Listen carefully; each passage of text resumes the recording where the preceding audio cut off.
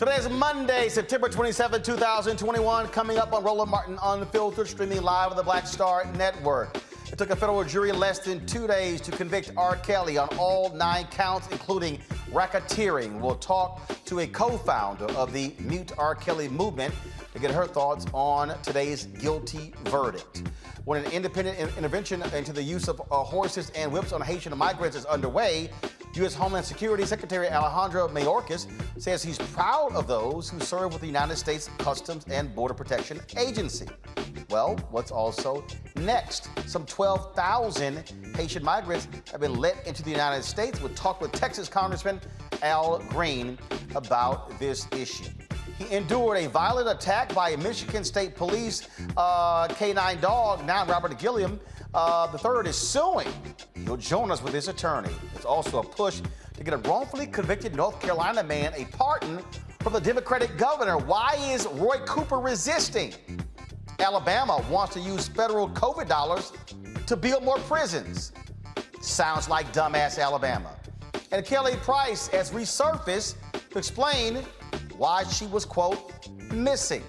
It's time to bring the funk on Roland Martin Unfiltered, streaming live on the Black Star Network. Let's go. He's got it. Whatever the miss, he's on it. Whatever it is, he's got the scoop, the fact, the find. And when it breaks, he's right on time and it's rolling. Best believe he's knowing. Putting it down from sports to news to politics. With entertainment just for kicks, he's rolling. It's on go, roll, y'all. It's Roland Martin, yeah. Rolling with Roland now. He's funk, he's fresh, he's real, the best, you know he's Roland Martin now.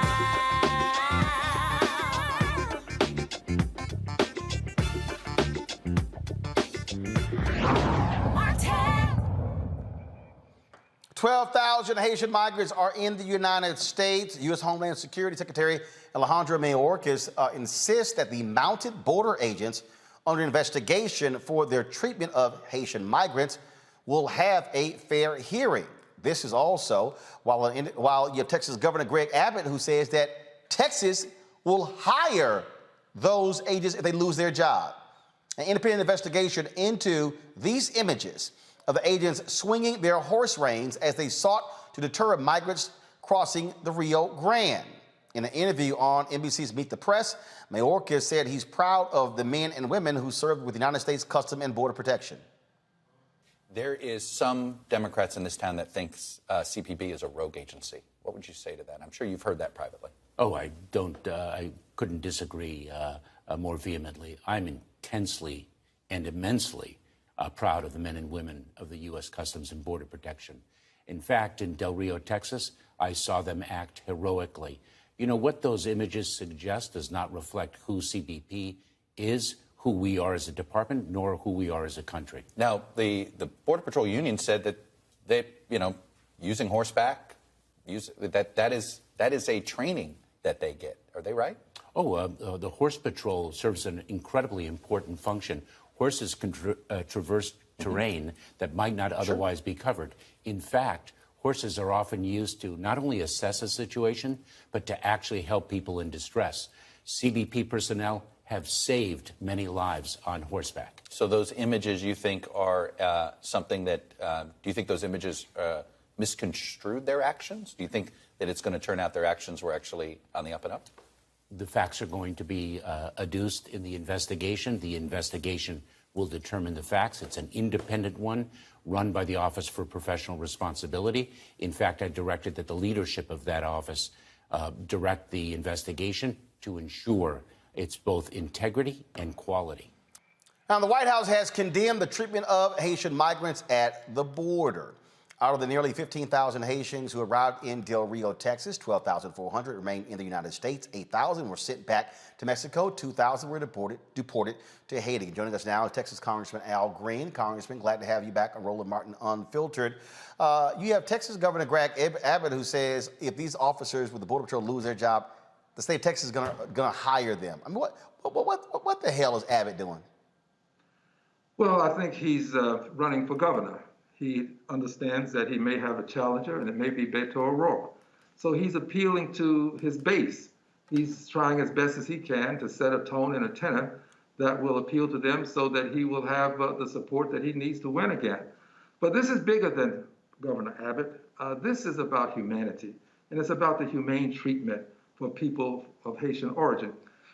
We have found since 1966, when the Cuban Adjustment Act was enacted, that Haitians were treated unfairly. If you were Cuban and you came to this country and you got 1 foot on dry land and the other foot was still in water, you were literally on a pathway to citizenship after a year. That was not recorded to Haitians. The Haitians have never had that type of opportunity. You can be here for years. Once they catch you, they send you back to Haiti.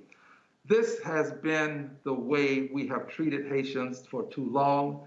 We should let them stay now because we have accorded temporary protected status to Haitians who were here at a certain time before this last earthquake.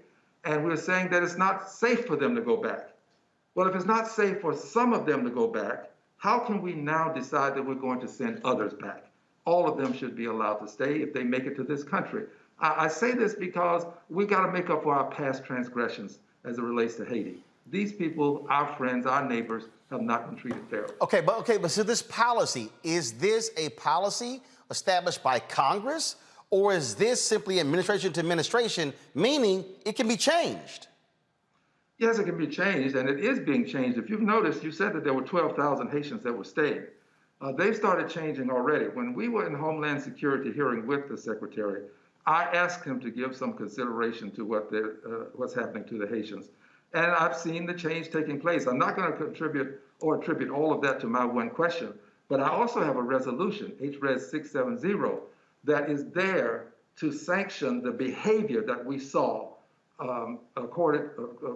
with reference to the Haitians at the border. Congressman, hold tight 1 second. Again, I want to be very clear. Yes. The policy of the United States, the one that is separate for Cubans from Haitians, is that actually law, or is that simply practice? No, that was a policy of the United States, the wet foot, dry foot policy. Literally, that's what it was called. So right now, so what you're saying is... No. President Obama ended it. He ended it. He ended that. Yes, President Obama did. He ended it because it wasn't fair to the Haitians. They didn't get the same treatment. By the way, neither did the people from Mexico or any places south of the border. That was especially for Cubans. And it is no longer the case. But I use that as a historical marker so that you can see how Haitians have been treated over the years. They've not been treated fairly. Now, moving to the present time, it is Section 42 that we now find ourselves dealing with. It deals with the health of persons. If their persons are unhealthy, we don't have to let them in the United States. Well, I don't think that should apply to the Haitians. I think that the temporary protected status law that we have in place right now for the Haitians ought to trump, pardon the pun, ought to trump the Section 42, because the Haitians can be treated here if they're sick. Sending them to Haiti, knowing that they're ill, makes no sense. Haiti is right now a country that is in turmoil. There are gangs that are roaming and killing people. You have had the president assassinated. They just had an earthquake. It does not make good sense to send them back. So I'm advocating for them to stay in this country. The 12,000 or so, how are they being treated? Are they providing any resources? Are they being treated the same way the Afghan refugees? We're talking about 12,000 Haitians. The United States provided resources, if I'm correct, for the Afghan refugees. And so what is happening there? Millions for the Afghan refugees. Ostensibly, the Haitians should be receiving treatment that we give all persons who are seeking asylum. To get asylum, you've got to demonstrate that you'll be persecuted if you're sent back to your country. And that's based on your race, your religion, your political persuasion. If you're going to be persecuted, you should be able to get asylum. So they're being processed right now. And being processed means that they'll be given the opportunity to explain their request for asylum. They should be able to go before a judge at some point. There's a backlog, so it may take a while before they'll have that actual opportunity to appear. And in the interim, they're allowed to stay in the country. They're allowed to have the opportunity to wait here until that asylum takes place. Now, as you know, many persons were waiting in Mexico under the Trump administration, but this administration has allowed persons to wait in the country. We've got some, I've been dealing with some stuck-on stupid people who are anti-immigrant, black folks who are anti-immigration, even when it comes to black folks. And I keep making the point that if you actually look at the birth rates in this country that are actually decreasing among whites, but also African Americans, immigration is a natural part of any country's future. And so what do you say to these black folks out here who say, the hell with the Haitians, we don't give a damn about them? These black folks who say immigration is killing the black community. What would you say to them, those who watch it? Because they love bitching and moaning about our show, but they always got something to say about our show as well. What would you say to them right now? Well, I'd say to them, if you think Social Security is a good program and that it benefits people, then you probably want to have some working immigrants, because the immigrants that are coming, generally speaking, are young people. And Social Security is funded by the young for the older people. This is a good program, Social Security. I want to see it continue. So we need young people working to make sure that the program is properly funded. So just hold it right there. So yes. For the black person right now who's yes. 40 or 50 years old, whining right. and complaining about yes. this, you need people in the future working to fund the person today who's going to be 65 or 70 in 25, 30 years. That is correct. Social Security is dependent upon people working. We don't have a coffer with all of the Social Security funds in it. I wish we did. You might remember there was a president who campaigned, a person ran for president, campaigned and said he was going to put that money in a lockbox. Well, it goes into the general fund and we use it for various purposes that are good.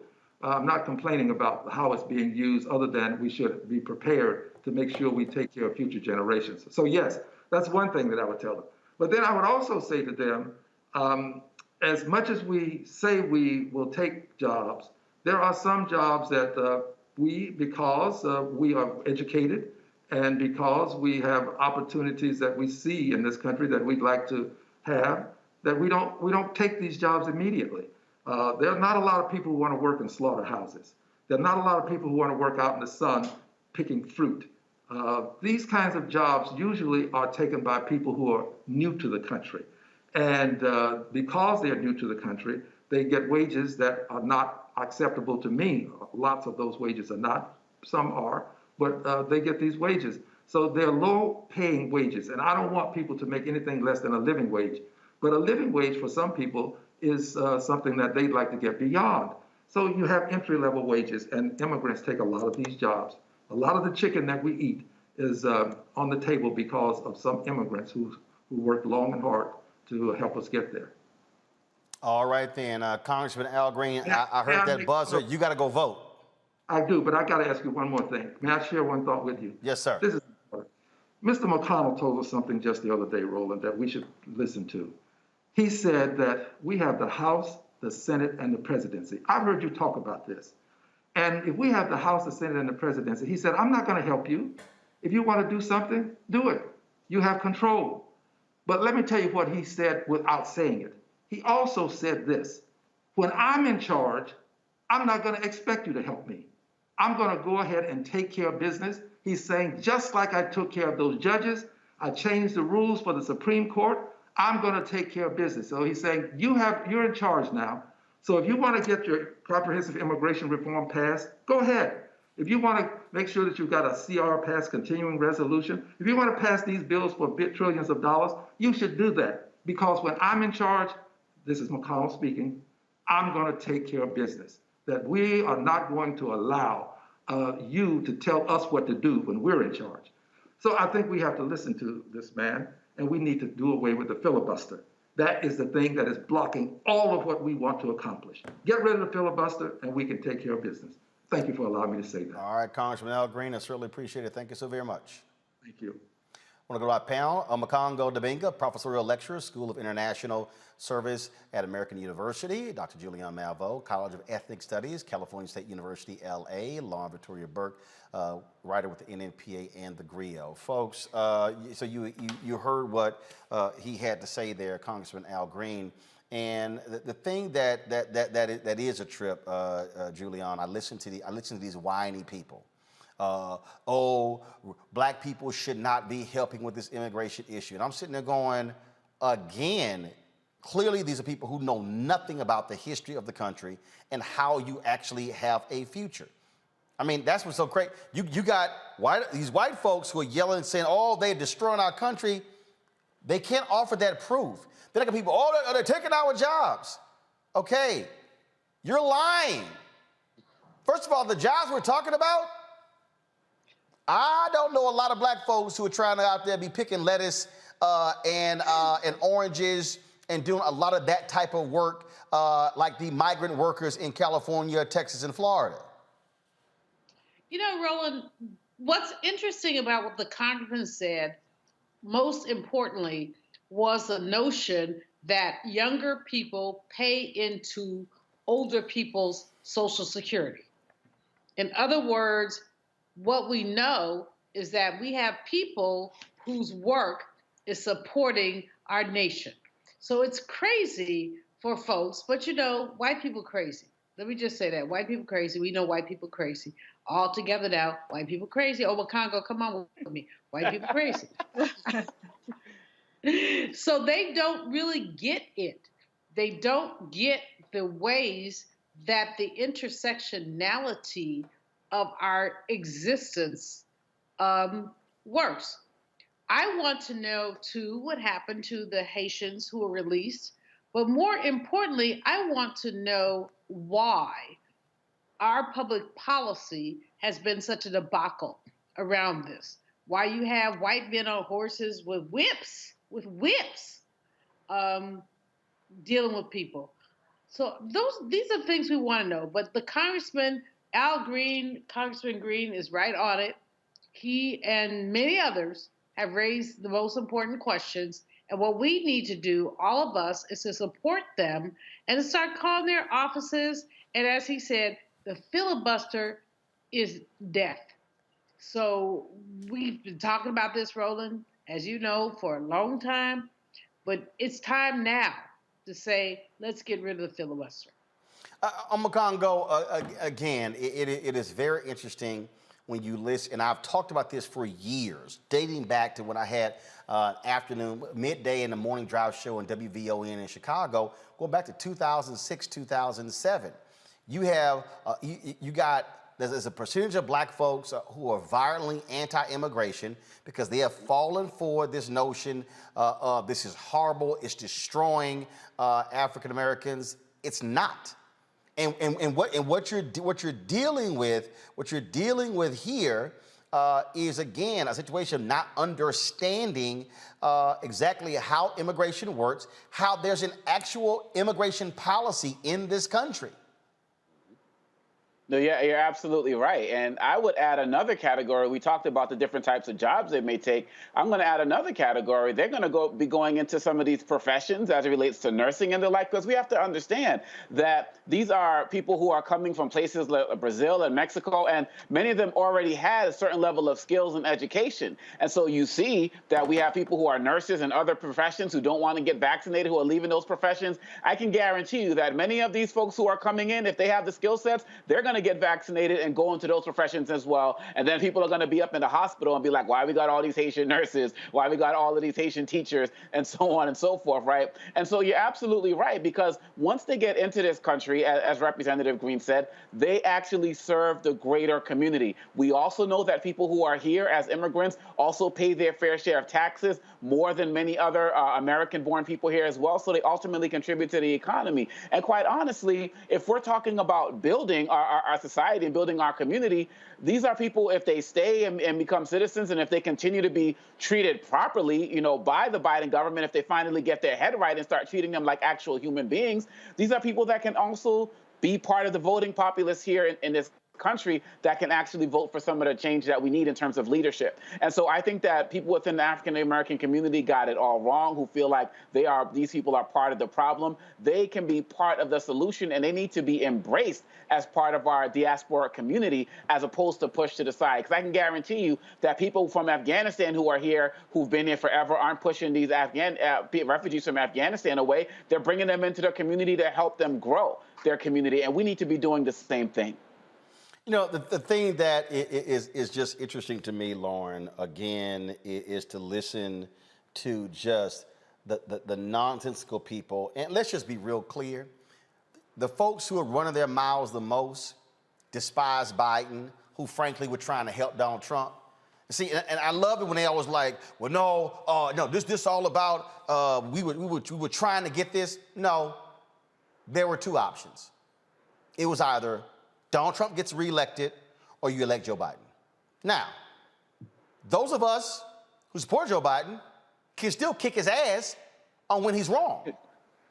The difference here is Donald Trump didn't give a damn about nothing involving black people. Nothing. He was playing games, hanging out with Kanye and Lil Wayne. That's all he wanted to do. And Candace Owens. So at some point, we need to call it what it is. A lot of these folks want to be contrarian, got no alternative, no plan, no agenda, can't organize themselves out of a phone booth, but now they want to yell and complain and say, we shouldn't be taken up for Haitians for how they were being treated. Bullshit. Yes, we can. If you're a human being and you are seeing inhumane things happen, you don't stay quiet because you don't like immigration. Yeah, I mean, obviously what happened at the border, what we saw in that video and what we saw in those photos was not right, no matter who it was. For African Americans, it's always different. We know that the treatment of people who are our skin color is always worse, and we're not going to just sit by and not say anything, particularly given the specific history of Haiti. So, I mean, there's a lot of things going on here. The idea that people complain about immigrants, I think that the points were well taken from the congressman from Texas, Al Green, with regard to the jobs that African Americans are likely to be competing for when it comes to immigration. I do think a lot of that complaining comes out of a place of insecurity and, frankly, the knowledge that black people and the black agenda is always at the bottom of the totem pole in the United States. And so anytime we see anybody else getting attention, we take notice. I can tell you that after my little experience with breast cancer earlier this year, if you ever have a medical situation where you're at the hospital frequently, you'll notice that so many of the personnel at the hospital are from other countries, namely Nigeria, Kenya, Mexico, just other places, you know. And so I don't even know, you know, to listen to Donald Trump and his people talk disparagingly about immigrants was really strange, because I think he has absolutely no idea about who runs this country, what runs this country. Every time I see people, particularly in Arlington and in Washington, D.C., who are from other countries, they're here busting their ass. And I mean really seriously busting their ass. They're doing the work that our ancestors had to do back in the 40s and 50s, the cleaning, the construction, those things. Those are real. This is not sitting around the office pushing paper. This is real back-breaking work. I'm not sure how anyone could not notice that just from walking around on the street in any big city in this country. So, what we're talking about really when we talk about immigration and we talk about Donald Trump is really just racism and the fact that he's very, insecure and unnerved by the idea that this country is getting blacker and browner. So that's what that's really about. And for all of you people who just keep running your damn mouth, when we talk about the census, 95% of the growth in Texas were people who were non-white. That includes immigrants. When we talk about what's happening around this country, again, numbers don't lie. And also, this is the last one. I'm sick of all y'all running y'all mouths talking about Biden and Gitmo. Go to my computer, please. I need y'all to understand. Understand something here. This is what it says. A little-known immigrant holding facility on the base, Gitmo, has a capacity of 120 people.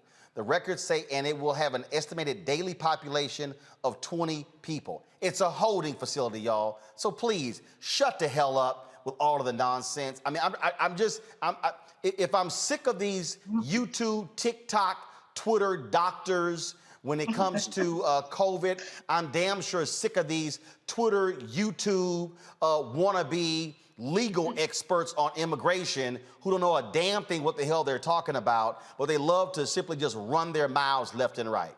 So, if I could jump in here for one quick second. Real quick. First of all, I want to commend Lauren on her recovery and thank her for her advocacy. Secondly, there's an organization called Touch, Touch, BB, Black Cancer Association, run by a friend of mine, Ricky Fairley, and I want folks to check it out. She's done amazing work. The problem is that Black women experience breast cancer very differently than other women do.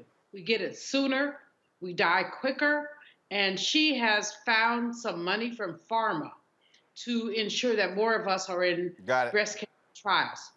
Just wanted to give that shout out. And Lauren, I'm so glad that you're still with us. All right then. Folks. No, thanks, Doc. All right. Go ahead. Say it, Lauren, you were talking? Say it again. I was just saying thank you. Thank you, Doc. All right, folks, let's go to our second top story. That is R. Kelly found guilty on all counts in a federal New York trial. He was found guilty on 1 count of racketeering and 8 counts of sex trafficking. Of course, jurors began deliberations on Friday, quickly reached a verdict after a weekend hiatus. Kelly will find out if he will spend decades in prison when he is sentenced on May 4th. The singer still has charges pending in Illinois as well as Minnesota, and of course, there's still an investigation happening in the state of Georgia. Man. Folks, let's now talk with one of the co-founders of the Mute R. Kelly movement. She joins us now from Atlanta. Rhonda K., glad to have you on the show. Let's get right to it. This is, here's what I found to be very interesting. R. Kelly could have left the country. He was found not guilty in the 2008 trial. Heat was being applied to him, chose to stay, and in talking with folks out of Chicago, in his camp's mind thinking, oh, we're going to beat this thing again. But what you saw this time, you saw the feds use a different tactic.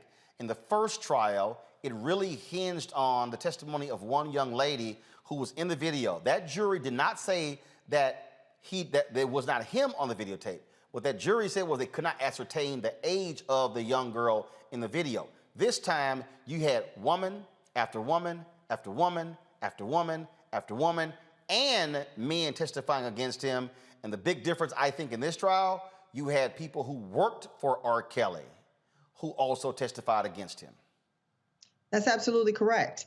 And that was the strategy of our movement from the very beginning. This was a financial boycott because we understood that when it's a powerful, rich, famous, talented man against unknown women, that power dynamic can just be too hard to overcome. But when you're talking about the people around him who are enabling the behavior, who are hiding the secrets, who have the receipts, when you make it so they no longer have a financial incentive to do that, all the chips are going to fall and all the truth is going to come out. And it's going to make it harder to deny what we already know to be true. And so we use that strategy as a way to try to build awareness, but also to kind of pull down that wall of silence that had been insulating him for so long, because that wall was made of money.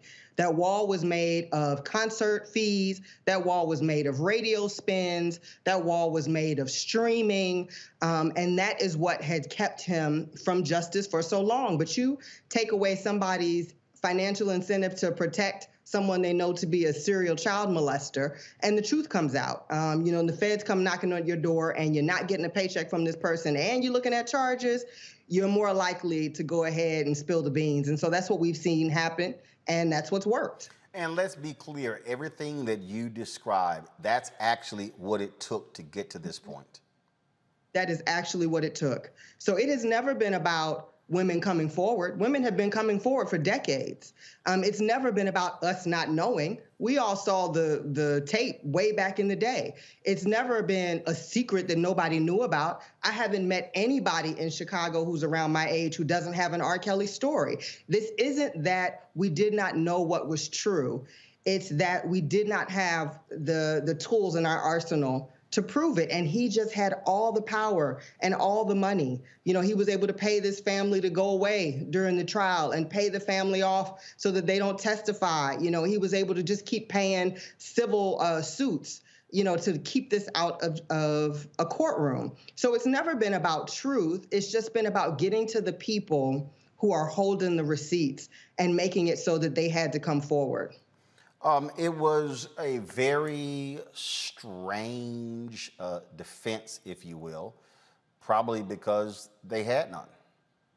Yeah, I think at the end of the day, when all the receipts are there, when all the witnesses are there, when this has been a big open secret for decades, it's really hard to craft a defense that's going to be convincible.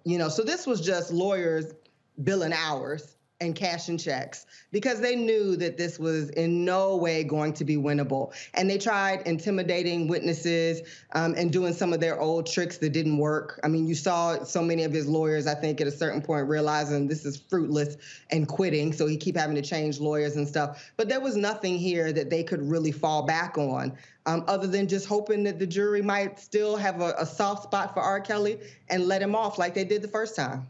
What do you make? I had people who were tweeting me, emailing me, you're wrong, read the transcripts. These folks are lying. This, he went by the Pied Piper, but this hold that he has on some black folks, they were absolutely bonkers.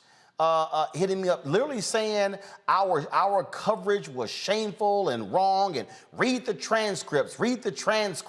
At one point, the attorney for one woman walked out of the courtroom in disgust. They were just throwing all kind of stuff out. Well, if you think you've gotten those emails, then you should look in my inbox.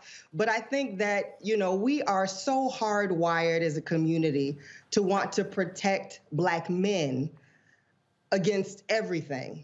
And when we see what looks like a concerted effort to, quote unquote, bring a Black man down, we will throw logic out the window. We will do every level of mental gymnastics. We will bend ourselves into a pretzel to figure out how to continue to defend these people, even as we see the evidence of their crimes, not against white America, not against the greater society, but against us, against our children, against our own very bodies. We will still try to figure out ways to make it so that it's not their fault and they're not guilty. So that's a real hurdle that as a community, we've got to figure out how to get over, because we need to be uplifting those that support and uplift us. And we need to be checking folks immediately who do not.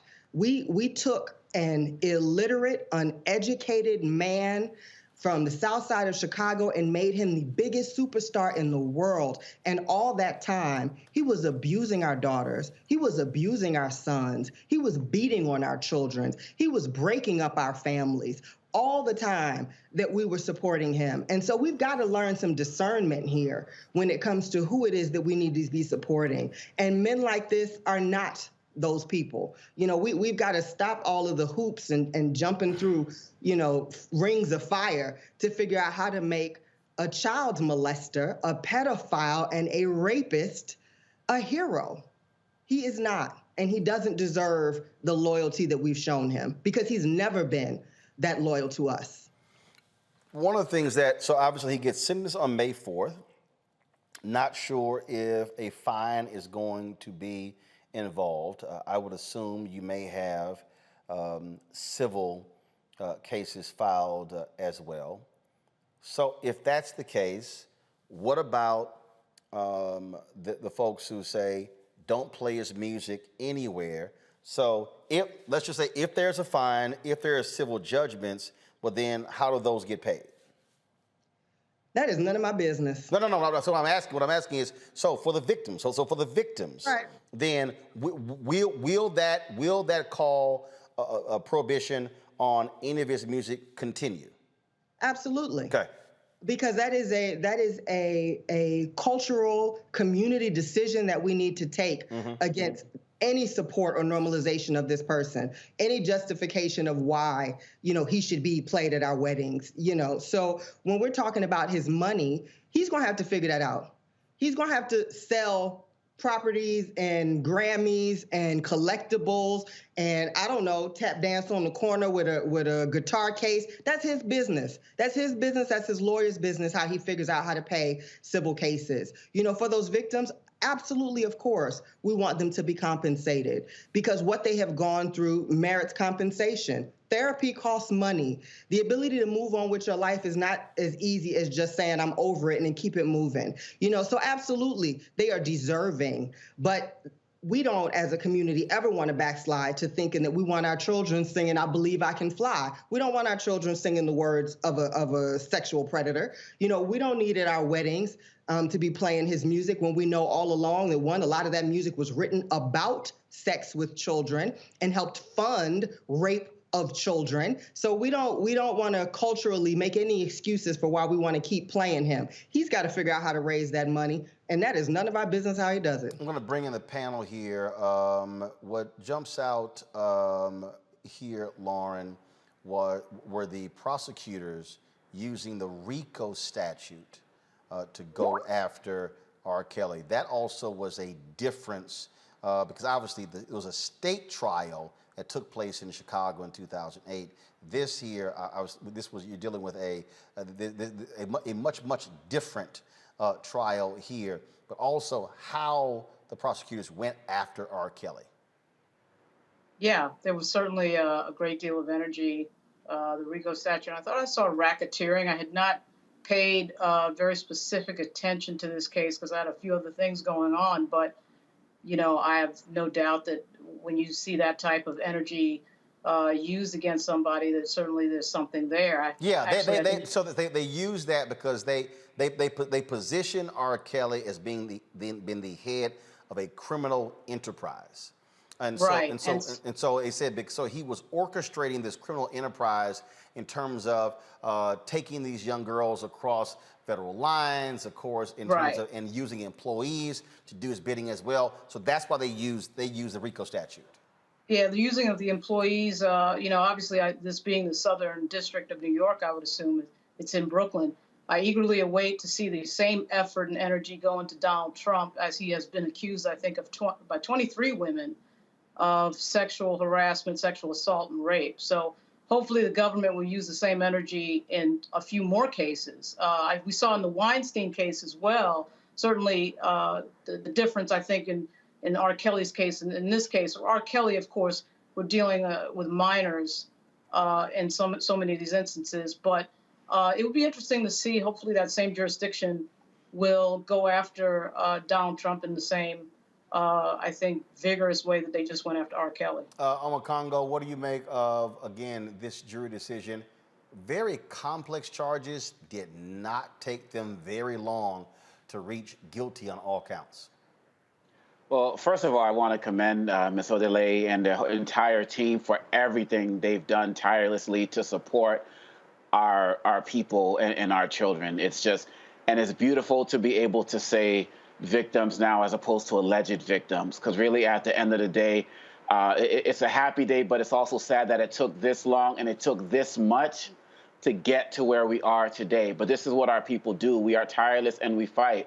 One of the things I would like to know is what's going to happen with people who are on his team, you know, his co-conspirators, the people who helped with the trafficking, because my assumption is that since they don't have the same amount of resources as R. Kelly, they might still be around in some way, shape, or form, these women and people and other people that he abused. And so I'm wondering what the type of services and support that they're going to get, because I want to make sure that all of us are doing our best to support them as well. Great point. Yeah. It's a great point. Yeah, go ahead. And I think that, you know, being that this was charged under Rico and there's a conspiracy, there's no conspiracy without your conspirators. So we hope that additional charges will be brought against the people who enabled and helped him in this criminal ring for decades. We're really, really hoping that that's the case also, because they all need to be held accountable. Julian? You know, this case is a really important case around intersectionality. So many Black people feel like we have to rally around the Black person. And often when we do that, we put women at the periphery.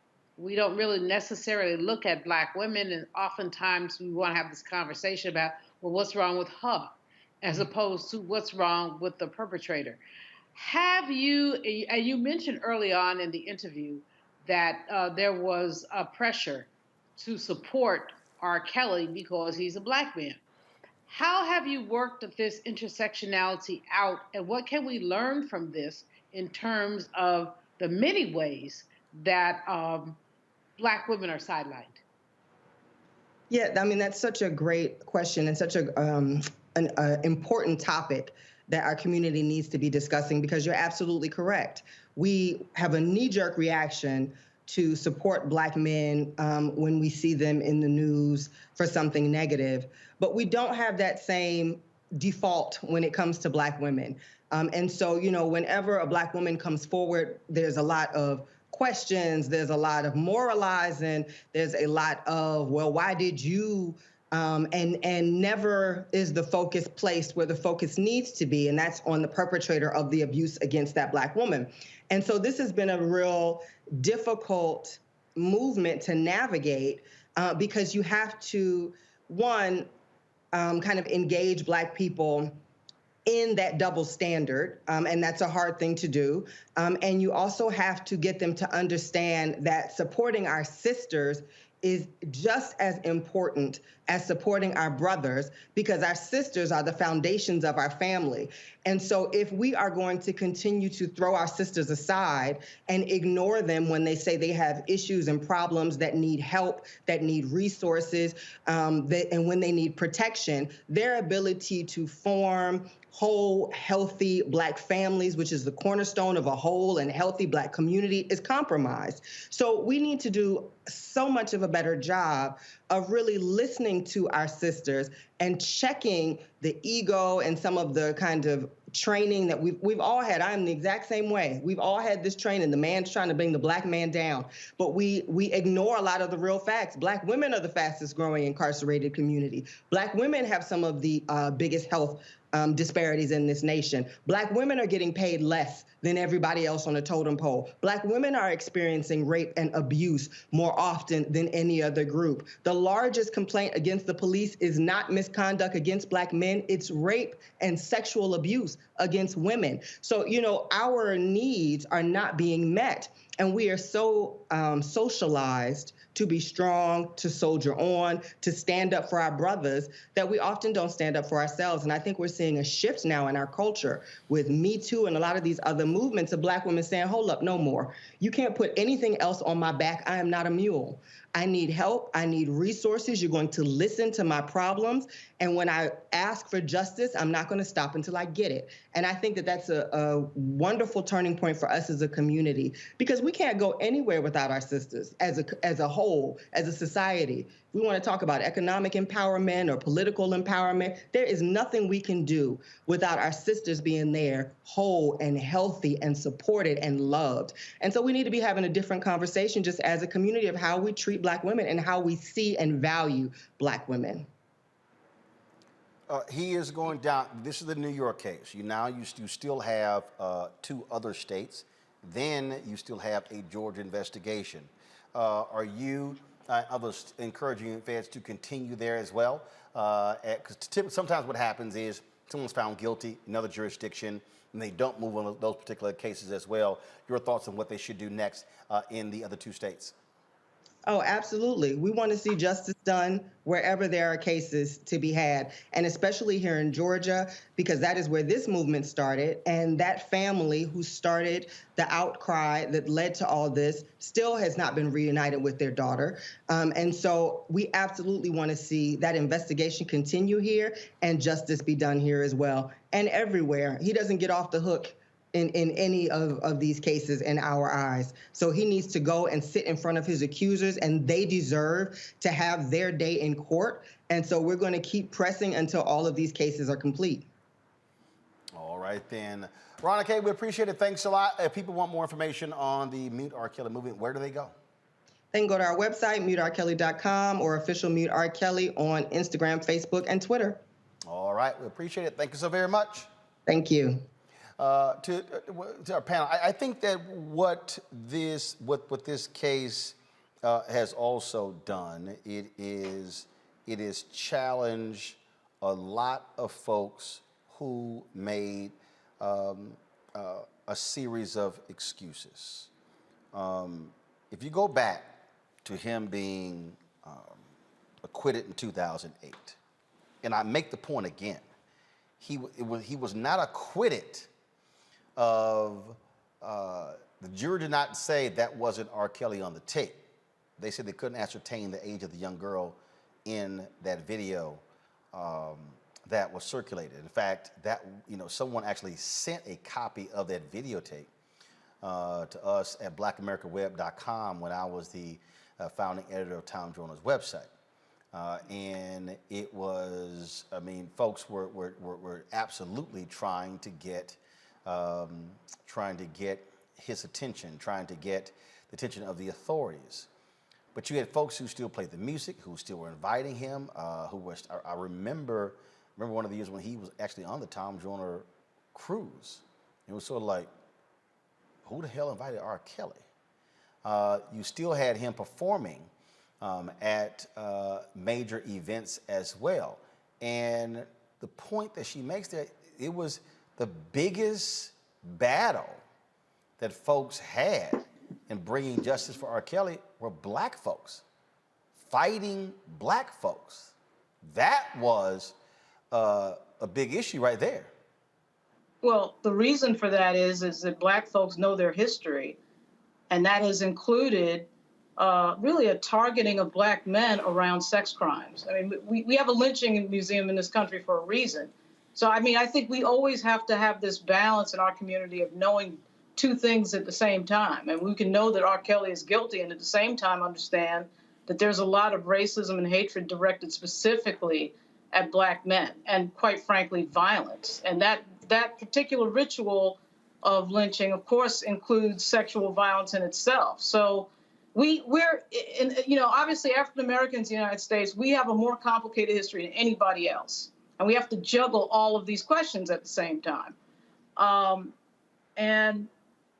It's not that you don't know that somebody's guilty. You know that somebody's guilty, and you also know that there are things that happen that are unjust in our justice reform, in our justice system that are not right, that are specifically directed to certain groups. And that's one of those things where and again, I'm looking at whether it's R. Kelly, whether we're dealing with COVID, we're dealing with all kinds, how the history and the suspicions that Black folks have, how it's also weaponized against Black people. Right. and you saw that. You saw that in this R. Kelly case. You saw folks who were like, and let's just also be honest. You had people who were like, yo, I can keep getting paid. I can keep getting paid because he was still writing songs. He was still performing. I mean, there are people today who will still insist, hey, man, dance to the music. You know, Roland, the ugly underbelly of this R. Kelly case is the denigration of Black women and the willingness of so many others to accept the denigration of Black women. We are the lowest on the totem pole in terms of earnings. We are at more risk for COVID than many others because we're in those essential jobs. And we are basically detritus to so many people. R. Kelly and too many Black men. I mean, I was reflecting, I'm writing a piece right now about Melvin Van Peebles, Sweetback. And I met him. It was one of my first Broadway plays as a kid to go to. He was brilliant, but it's so easy for folks to throw Black women away. It is so easy for folks to denigrate Black women, to use us as objects, and Van Peebles did that. Now, I love Sweetback. I love Ain't Supposed to Die a Natural Death, but I also am pained at the ways that Black women become throwaways. And for R. Kelly, we were throwaways. I don't care what happened to him when he was a child. He chose to discard Black women. And this is something that we Black thinkers, writers, etc., need to call folks on all the time. One of the things, Congo, that this case also caused people to force them to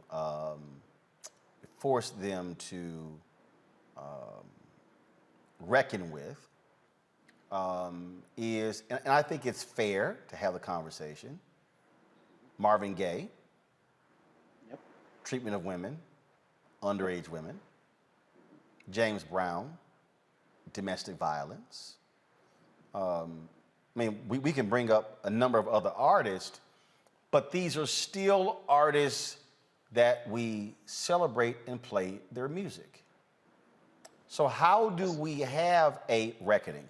Can there, in your opinion, can there actually be a situation where somebody says, hey, I still want to play their music, we can still dance to their music, but that doesn't mean that we actually support them?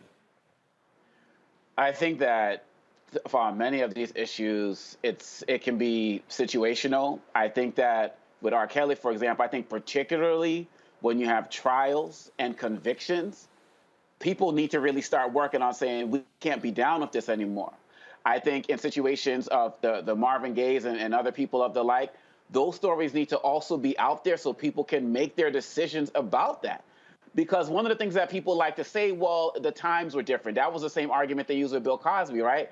There's never any justification for this. And so I think that these are real conversations that we need to have. I saw a story about a documentary about Rick James that is coming out and his stories as it relates to women. And we have to make it known for everybody, especially for future artists. When not just the Rick James documentary. I was just watching the Muhammad Ali documentary when he was when he was introduced to one of his wives who was 16. And he had visited her class years before. And he was encouraged by his manager, Herbert Muhammad, to date her. She was 16. I mean, again, I was just watching. It was the Ken Burns documentary. I saw the Blood Brothers on Netflix. This was in the Ken Burns documentary. And see, that's another one that I was not aware of because I haven't gotten to that documentary yet. And so I think that we really, what we have to do at the end of the day is we have to tell the complete story. You know, I'm raising daughters, I'm raising a son, and, you know, we got future artists coming out, out here who need to know that going forward, they're more likely to become like R. Kelly than to be celebrated like somebody like a Marvin Gaye or somebody like that. You know, when we look at this right now, I just feel like we have to have a discussion about it all. One of the things we also have to have a discussion about is I know many black women who also supported R. Kelly and still do, and why that's also problematic. So I don't have the exact answer, Roland, about where do we go in the past, but what I do know is that we need to expose it all. Any artist who did it, any artist who wrote about it, any artist who talked about it, convictions especially, ban everything. But we need to at very least have a conversation and an accounting, a reckoning of what our artists from the past did as well going forward. And we have to at least do that. And we're not even doing that because we're like, that's how it was back then. It was wrong back then, and it's wrong now. And there's also another documentary out on a lot of rock bands and what they were engaged in with underage girls and groupies on the road, things along those lines. And so we're not talking about just what black artists were. We're talking about black artists, white artists. We're talking about, again, a culture that was encouraged, and to the point that our previous guest was making, the music industry has to also. There are music execs. There are record labels that also have to atone for their sins because they saw what was happening on the road. They saw what was happening in recording studios. But as long as hits were being pumped out, they did not care. And they can hear what's happening in the music. Yeah. I mean, we hear it. Ask Omekongo, so what do you say to your daughters? They're young women. They're hearing this music. What do you say to them? How do you get them to balance it? Young daughters young daughters and young sons. Go ahead. Yes, I tell them, look, y'all are not listening to folks who are out there who are accused of domestic violence or committing these acts. Another one who was murdered, I believe, last year or the year before, XXXTentacion. You know, he had a track on the Spider-Man Miles Morales soundtrack, which they love, and I'm like, we're not playing that song. So what I'm doing with them is I'm having an honest conversation with, these were some of the guys that I listened to growing up. Some of these stories I didn't know about. I found out too late. Some of these stories, like R. Kelly, as soon as I found out about Aaliyah, I was done with him. And I let them know about the challenges that I've had letting go of music that I've been attached to. But at the end of the day, it needs to be done. And so I let them know that particularly when it comes to abusers and pedophiles, we can't mess with them in the music in our household. And they understand. You must not be listening to much rap music. Because obviously the level of misogyny in rap music alone, and frankly, a lot of rock and roll. I mean, if I remember reading correctly, Jerry Lee Lewis married his 15 or 16-year-old cousin, and two of his wives turned up dead, and nobody ever talks about that. He's still alive. No. Hold on. First, it's talked about that also destroyed his career. But you're right. But that is fact. That's what actually happened. Yep. I mean, I'm a rapper as well. I just want to say, like, if we're going hold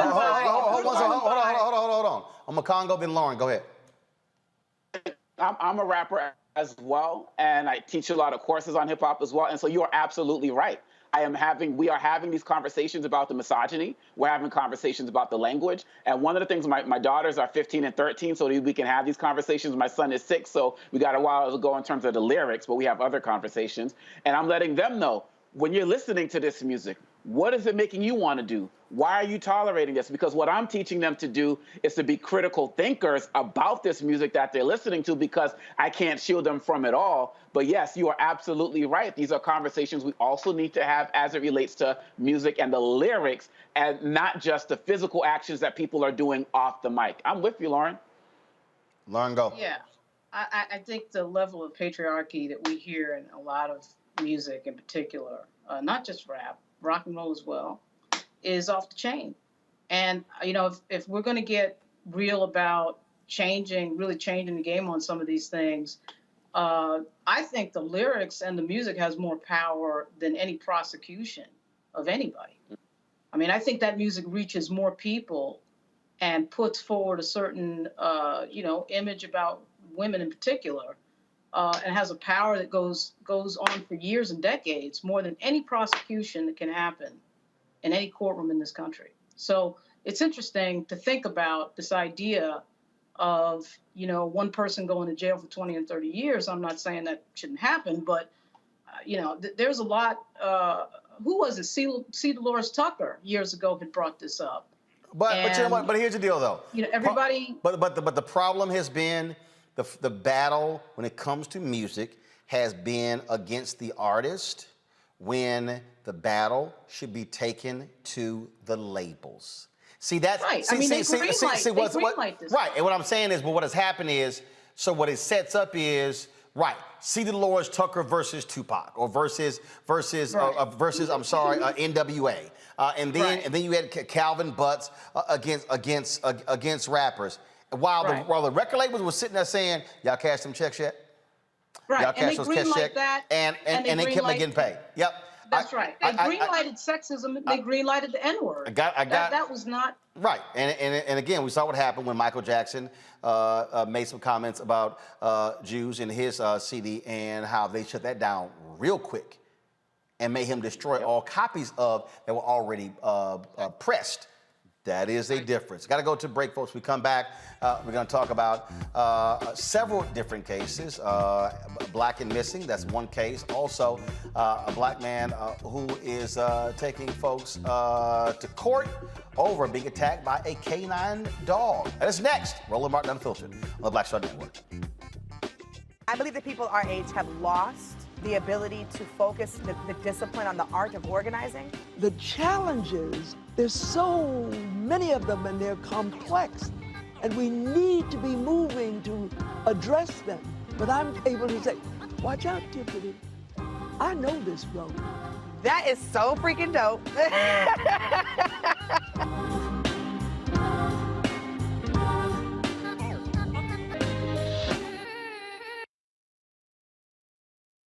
Time to be smart. Roland Martin's doing this every day. Oh, no punches! Thank you, Roland Martin, for always giving voice to the issues. Look for Roland Martin in the whirlwind, to quote Marcus Garvey again. The video looks phenomenal, so I'm really excited to see it on my big screen. Support this man, Black Media. He makes sure that our stories are told. See, this difference between Black Star Network and Black-owned media and something like CNN. I got to defer to the brilliance of Dr. Carr and to the brilliance of the Black Star Network. I am rolling with Roland all the way. Honored to be on a show that you own. A black man owns the show. Folks, Black Star Network is here. I'm real revolutionary right now. Roland was amazing on there. Stay black. I love y'all. I can't commend you enough about this platform that you've created for us to be able to share who we are, what we're doing in the world, and the impact that we're having. Let's be smart. Bring your eyeballs home. You can't be black-owned media and be scared. You dig?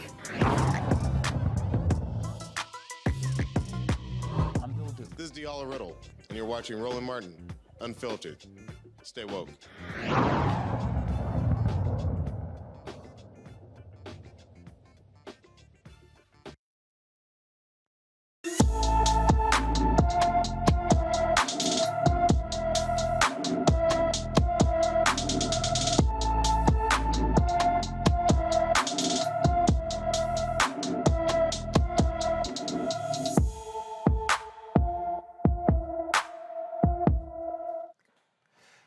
Deidre Reid is a 41-year-old black woman missing from Pageland, South Carolina. She's been missing since September 3rd, 2021. She was headed to the Greyhound bus station in Charlotte, North Carolina to drop her son's father, Emmanuel Bedford, off. Deidre was last seen driving a gray 2004 Tahoe with a South Carolina license plate, FXU 718, FXU 718. The vehicle also had a New York Giants tag on the front of the SUV. She wore gray sweatpants, a light pink and white shirt, and white Air Force One shoes with her hair in a ponytail. The family is offering a $10,000 reward for information that leads them to find Deidre. If you have any information about Deidre, please call the Pageland Police Department at 843-672-6437,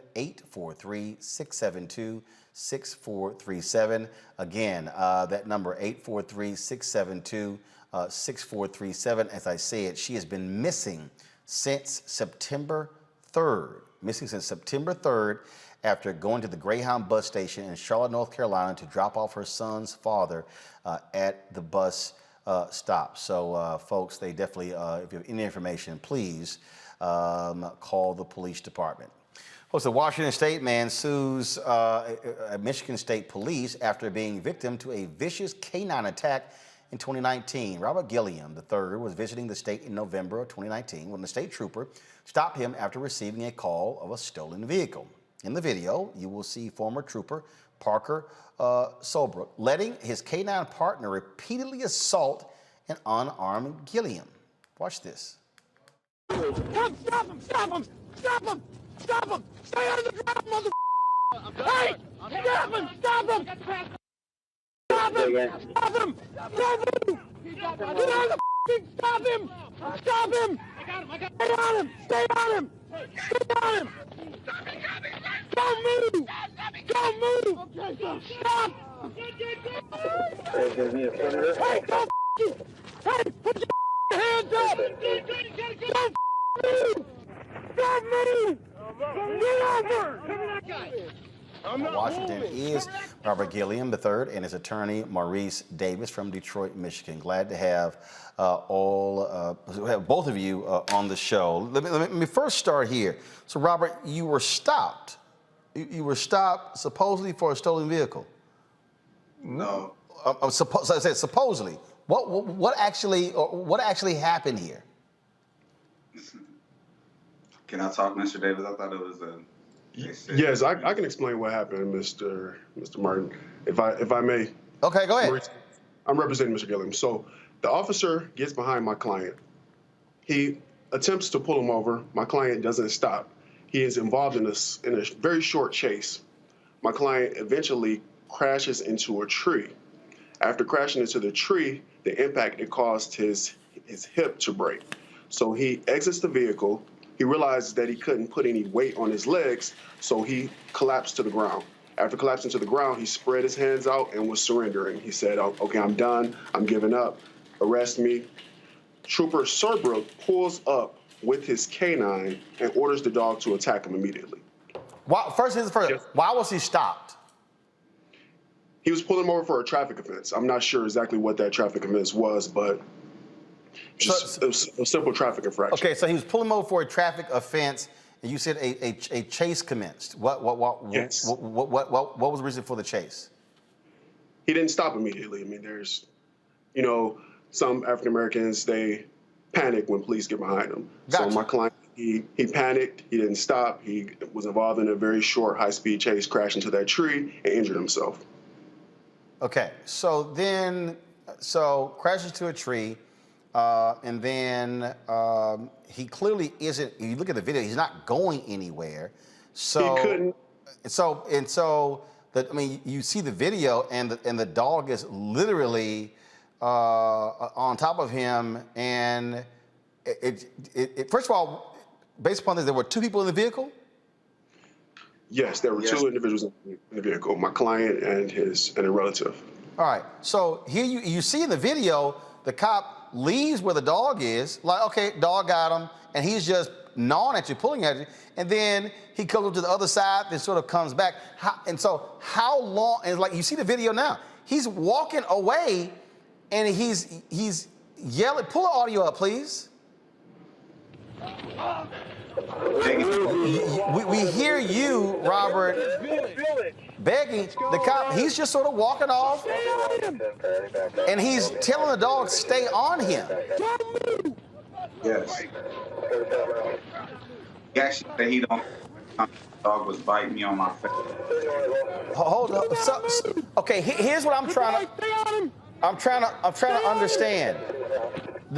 You got one officer who was on the other side of the car.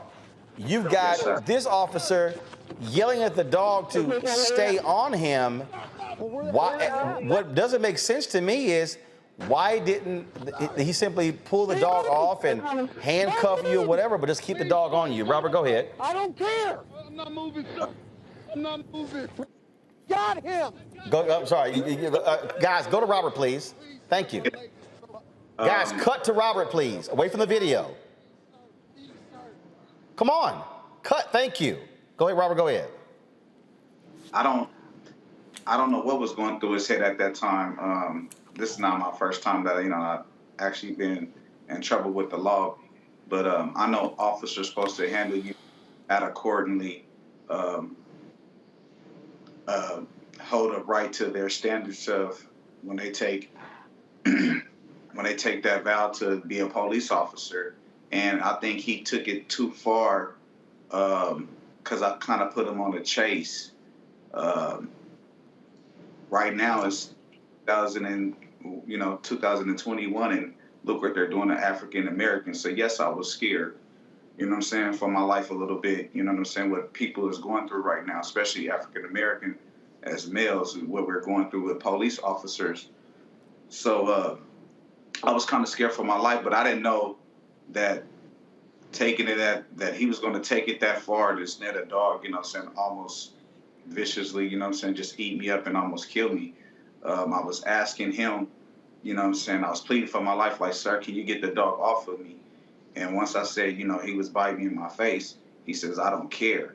So that's something that I'm going to court for, you know what I'm saying? And I just want justice, and for the, you know what I'm saying, for the other black males that's going through the same thing that I'm going through. Thank God I just got a voice that I can speak out about it. And that's what I'm doing right now, is just pleading my case, you know what I'm saying? Because if that was me, on the other foot, if that was me, I already been locked up in prison doing my time and everything. Were there any charges actually filed against you? Oh, yes, it's charged against them, yes. If I can answer that. Okay, Maurice, go ahead. Yeah, no, there were no charges filed against him. We actually got an immunity agreement from the prosecutor's office for his testimony against the officer. Okay, so he's pulled over supposedly for a traffic stop. A chase ensues. No charges are filed. You get an immunity agreement to testify against the police officer who was charged in March. Yes, that's correct. And my client, he already testified in phase 1. The officer, he was charged with felonious assault. In Michigan, that's up to a 4-year felony. So at the beginning of a case, you have your arraignment, and you have your probable cause conference, then you have your preliminary exam. Preliminary exam is where witnesses against a defendant testify, and they have to show that there is what's called probable cause that a crime was committed and probable cause that that defendant committed that particular crime. So in this case, my client, he went in, he testified in Lansing. The judge listened to his testimony. The judge watched the video and ruled that there was probable cause to charge Trooper Serbrook with felonious assault. The case was then bound over to circuit court, where he's going to stand trial. You filed this particular lawsuit. You filed it when? The lawsuit's been filed for about a month now. We're alleging violations of my client's civil rights, along with pain and suffering. We're asking for a verdict in excess of $1 million. It's been filed in the Western District of Michigan. Obviously, Robert, it has to be very difficult to have to watch that video and relive that.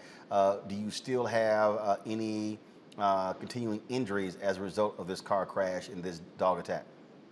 Oh, yes. I walk on a cane long distance, and I can't bend down like I used to, even though I'm 42 years old, But I make the best of it. I have the dog bite scars on my body, that I never can't get rid of. That's and my kids see that, sometimes they be like, my daughter asks me like, well, Dad, what's that right there? What's that big old scar? And I have to tell her, I have to tell her the truth.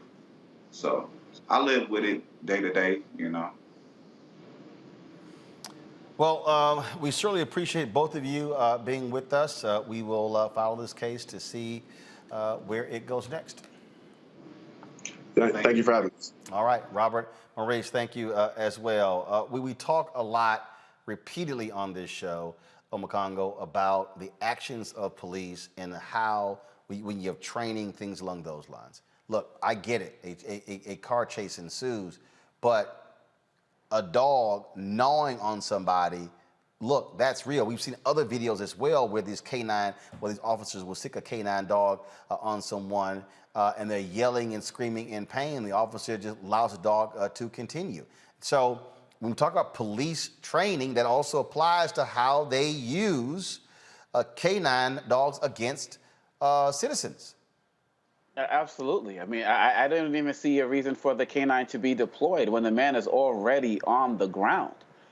I mean, and then the words that just keep playing in my head, the stay on him, the stay on him. And like you said, he's just walking around the whole scene as if it's almost like he sounds angry, but it's almost nonchalant at the same time. And I understand that there's a lot of adrenaline. I know the police are also angry as well. But again, it goes down to training. When somebody gets out of the car and they are not moving and you see no gun, they're not a clear threat. This just borders on the line of torture. I'm just on the line. This is torture. And he still has these scars that he has to deal with. I don't care how many run-ins he's had with the law before. Nobody deserves that. And it makes me wonder why that type of deal that he was talking about with immunity or something to the like was struck, because maybe there's something about this officer we don't know. But this just goes against any type of training I've ever heard any police officer talk about, and it's torture. Lauren?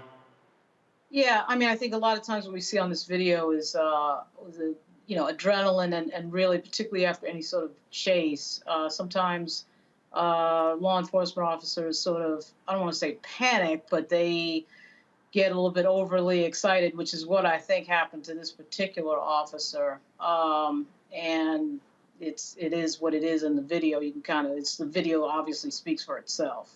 Julian? Protect and serve. That's what these people are supposed to be doing. Protect and serve. There's no protection. There's no service here. As Obakongo said, this man is down on the ground. There was no need for a dog to be gnawing on him. No need for him to be placed in this position. These people do not see black people as human. That's the bottom line. They don't see us as human, and we need to just throw a whole bunch of them off the police forces and start over. Defund the police does not mean there should never be police. It means that there should be police who know how to be compassionate, who know how to be responsive, who have been trained. And many of them have not been. Indeed, folks. A similar thing happened last week in St. Louis, Missouri suburb. The Woodson Terrace Police Department is investigating a video surfaced showing officers allowing a K-9 dog to repeatedly bite a black man during an arrest. Officers got called when a man refused to leave a business. Roll the video, please. Guys, thank you. Officers got called when a man refused to leave a business. Now, this is the video you see what happened when the police arrived and they had the man pretty much subdued, yet they just continued to allow the dog to attack him after he was subdued. Wow.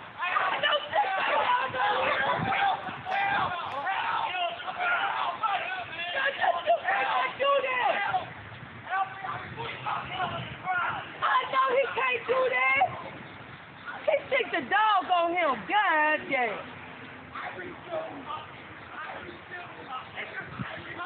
Don't let the dog bite him. I'm recording it. That's like a dog. Lord have mercy. That's sad.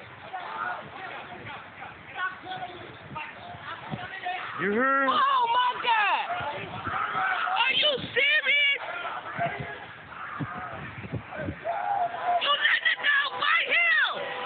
Just bite him. Oh my God! You let him bite him! Girl, girl. Record that. I am. But look at him. As we watch this video here, there are 3 police officers. There's one guy. Why do you need the dog biting on the guy when there's 3 cops? Wow. Julian. Again, they don't think of us as human, but even more than that, Roland, dogs have been used against us through enslavement. The symbolism of sicking a dog on a black man, that symbolism is a vestige of enslavement. It should not happen. All those people need to be fired, but they're going to have an excuse. They're going to have an excuse. And what we need to do, and that's why your platform is so important, what we need to do is to rise up and say, oh, hell to the no. Stop it. Just stop it. So this is why I'm disappointed that when we had the George Floyd Policing Act, Cory Booker kind of blinked, and he shouldn't have blinked. It's important for these officers to be held accountable. Omakongo? Well, first of all, thank Dr. Marveau for reminding us that the police reform bill has not been passed. It failed, given Senator Scott's shenanigans. And I think also when you look at this and when you look at what happened with the Haitians as well, these are like just two reminders of days of the past that are still here in the present. And, with these dogs, and the man already surrendered, already there. And it was just like, okay, we got you. Let's just let this dog chew on you. And then again, after they pulled him off and then put him again on it, this is barbaric. This is barbaric. This is savage. And I hope that there's a lawsuit as well and real discipline. But once we get this Police Reform Act actually passed, these officers' names will be hopefully on that list as well. It's crazy, again, Lauren, when you have 3 police officers, and if you have 2 cops who can't subdue one man who's up against the car, no. These cops wanted this dog to chew on this man, and that's exactly what happened here. Yeah, and the other thing, too, to, of course, take note of is that, these videos are not coming out of Palm Springs or Manhattan. They choose people that they think can't fight back against the system. They typically choose poor people. And, the game is changing a little bit on that in terms of civil litigation. But it's uncanny how so many of these videos seem to come out of the same socioeconomic places. Well, it's also why you got to keep shooting video. This is also why the people who want to stop us from being able to record cops need to be stopped themselves. Yeah, absolutely. We wouldn't know about any of this stuff. Imagine what was going on before we had the first iPhone that came out that really could do really good video, which isn't that long ago. It was like 7 or 8 years ago. Because you get a lot of these folks, who've been fighting dash cam videos and body cams. Right, to this day. Exactly right. And here's why. And you would think the police would want cameras because, in fact, if you're behaving properly, why do you care what's on the camera? See, if you're doing the right thing, then you shouldn't be concerned about what's on the camera. It actually protects the cops to some degree, they could argue, from any sort of false allegation against them. But it's interesting, the fight against cameras. But see, it's no false allegation against them. They don't want cameras because they don't want people to know what they're doing. They don't want cameras because they don't want transparency. This spit, I said spit, Roland, I'm cussing on your air. This spit has been happening since Black people have been in this country, through enslavement, through Reconstruction, Tulsa, Wilmington, Delaware, Wilmington, North Carolina, rather, 1896. This stuff has been happening. We now have the technology to basically lift it up. But even without the technology, we have the oral histories to know what has happened to our people. And this is the issue that so-called law enforcement is afraid of. They are afraid that they have been operating as a rogue group of racists who feel like whatever they want to, they can basically just oppress Black people. Absolutely, folks. They're just, again, when we see these stories, and then we see what didn't happen. Over the weekend, of course, you had Senator Tim Scott, who was on Face the Nation, and he was blaming Democrats for the George Floyd Justice Act not passing, saying that it didn't pass because they wanted to defund the police. Let's just be real clear. Tim Scott is lying. The bottom line is that, and we had Congresswoman Karen Bass on the show. She shared with us all that they were trying to do, all that they did, all of the different ways that they were providing, giving in to the demands. But what was real interesting here is that over the weekend, again, we saw Tim Scott making all these claims, but he won't fully come out. And what I understand is, why not do it sitting next to Senator Cory Booker? Why not actually, first of all, let's come to a black source. We know that ain't gonna happen. We've been trying to get him on the show for the last 3 or 4 years. He won't do it. But it says a whole lot that that Senator Tim Scott will say that the Democrats are trying to defund the police. No, Senator Tim Scott failed. Because you heard what Congresswoman Karen Bass said. Mitch McConnell was like, a bill that he brings to us, we're gonna be able to support. Also keep in mind, y'all, Senator Tim Scott's trying to run for president. So all of this, okay, let's blame defund the police. How can he say, let's blame defund the police, when according to Congresswoman Karen Bass, you had Senator Cory Booker who went out and cut a deal, with the police unions. So I'm sort of confused. So here is, matter of fact, I want to pull up the right soundbite here so we can, this is what Tim Scott said on Face the Nation. Listen.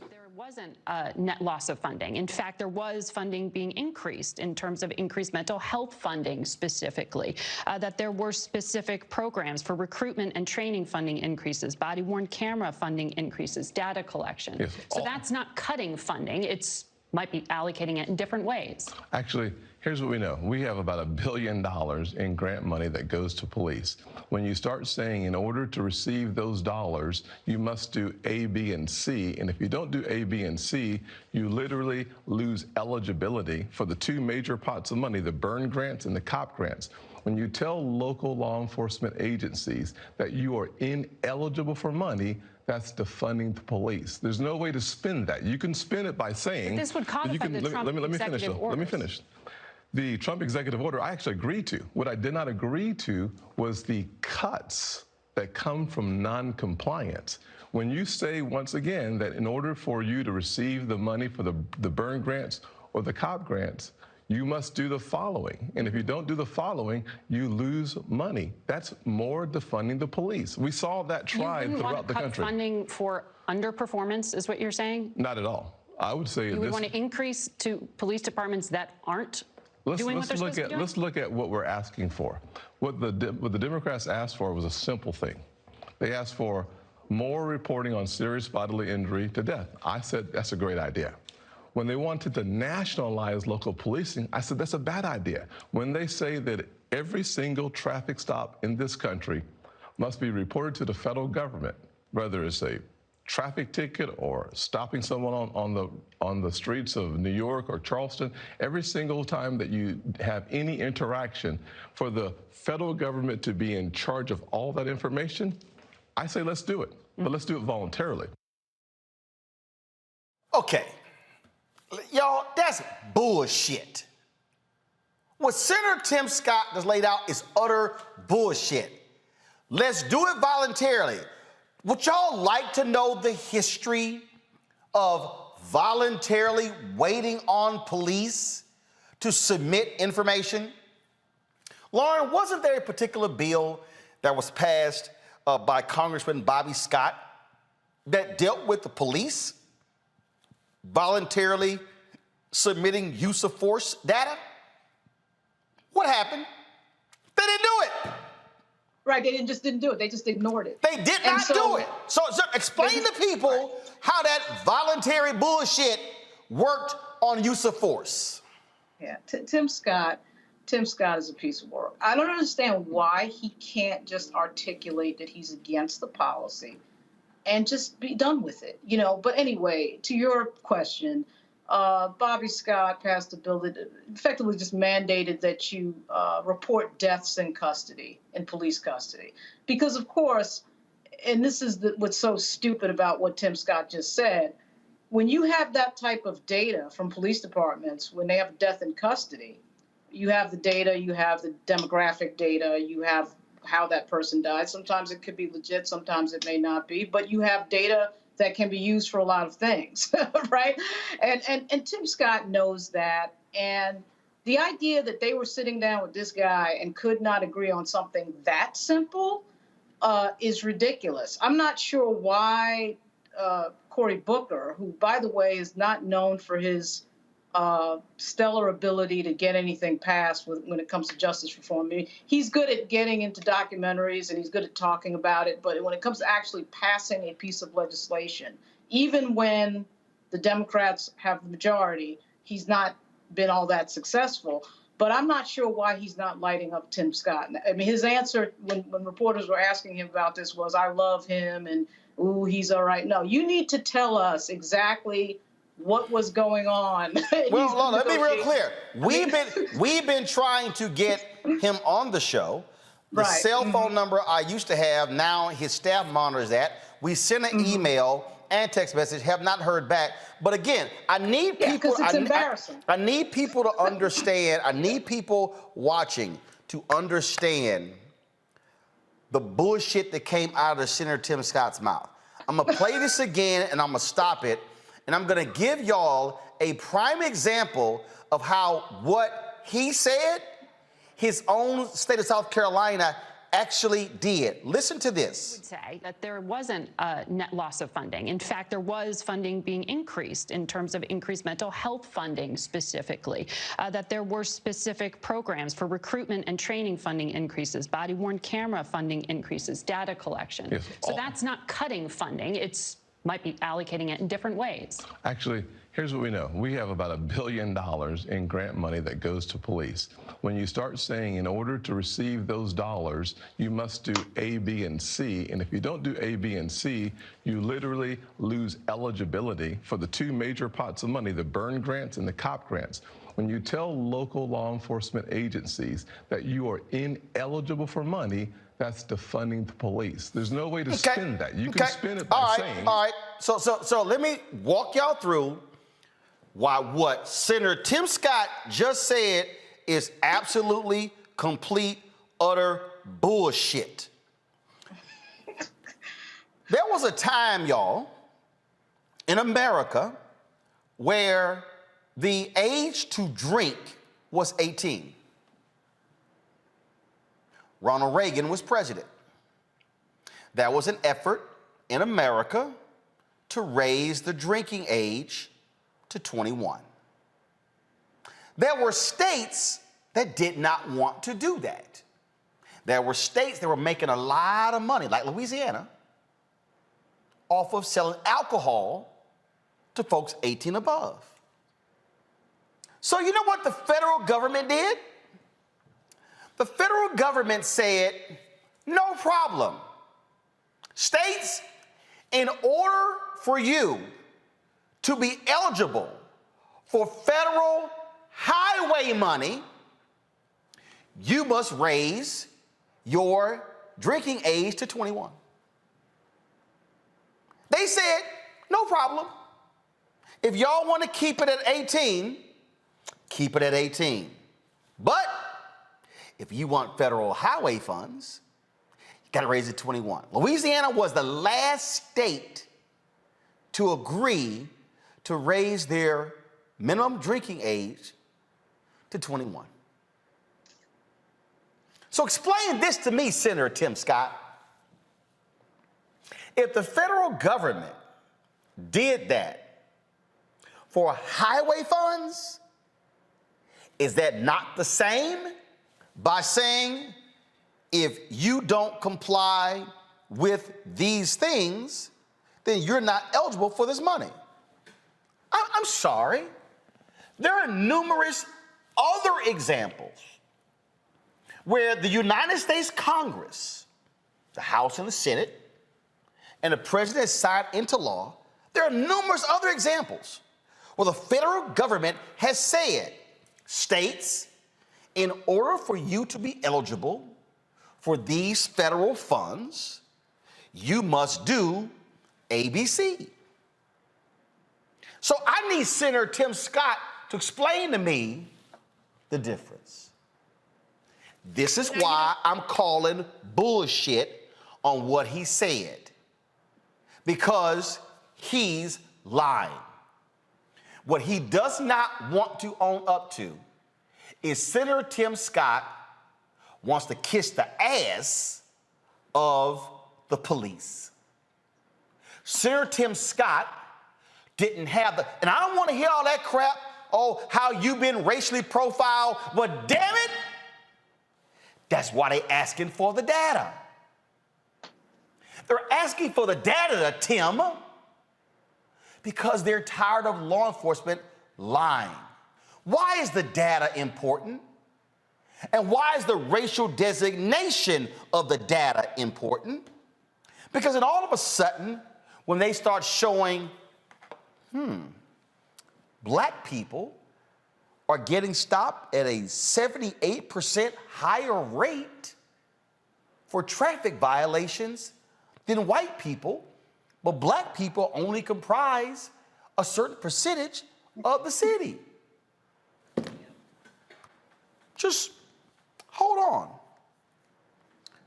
Art Acevedo.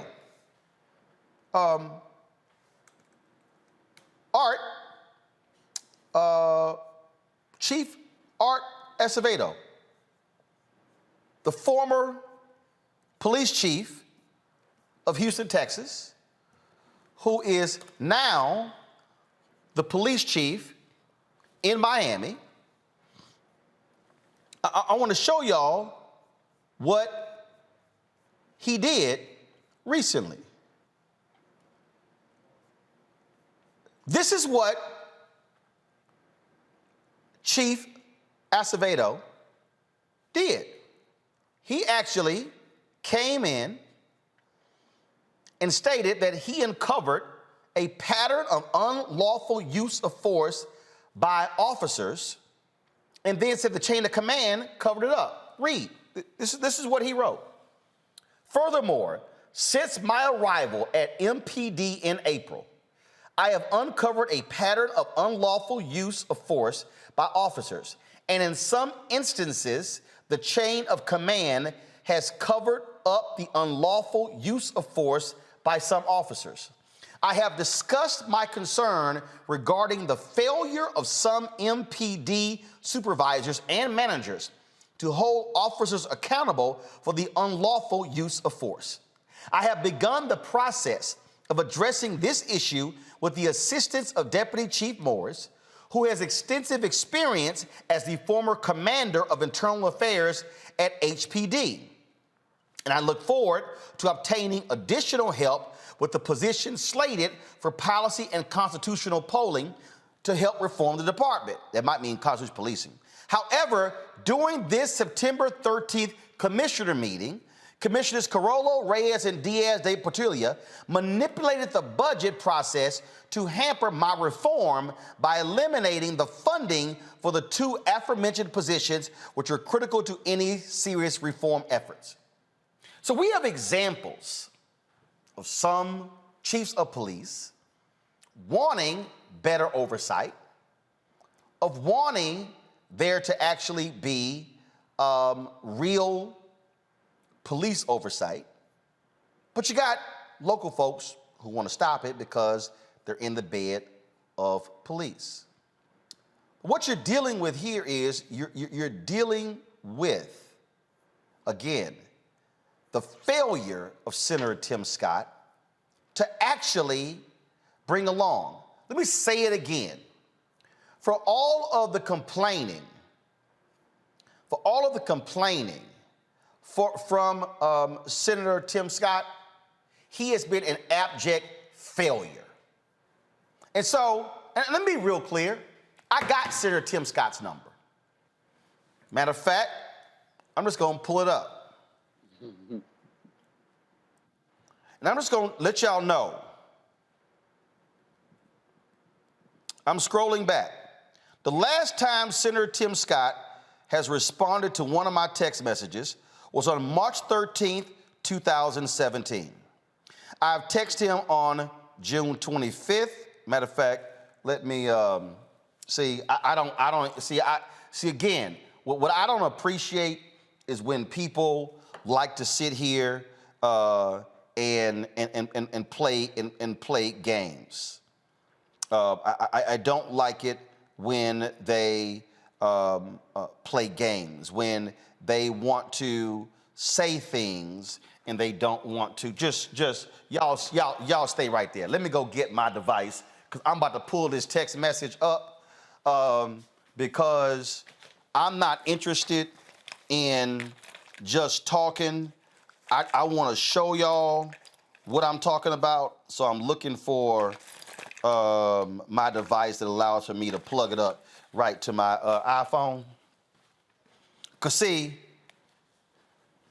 and I know for a fact he ain't changed his phone number because I double checked with some other folk to see if this is still his phone number. Now, just like when you had Alan West, who refused to do stuff. So March 13th, 2000, come on, go to my phone. March 13th, 2017, I sent Senator Tim Scott messages here with regards to Congressman Steve King. He responded, okay, laid it out. Then I laid it out, what we gonna do. So here's June 25th, 2017. Are you available to do Tom Joyner Morning Show to discuss the GOP Senate healthcare bill? No response. December 19th, 2018, we should do a sit down on opportunity zones. No response. January 15th, 2019, are you available to do the Tom Joyner Morning Show in the morning? No response.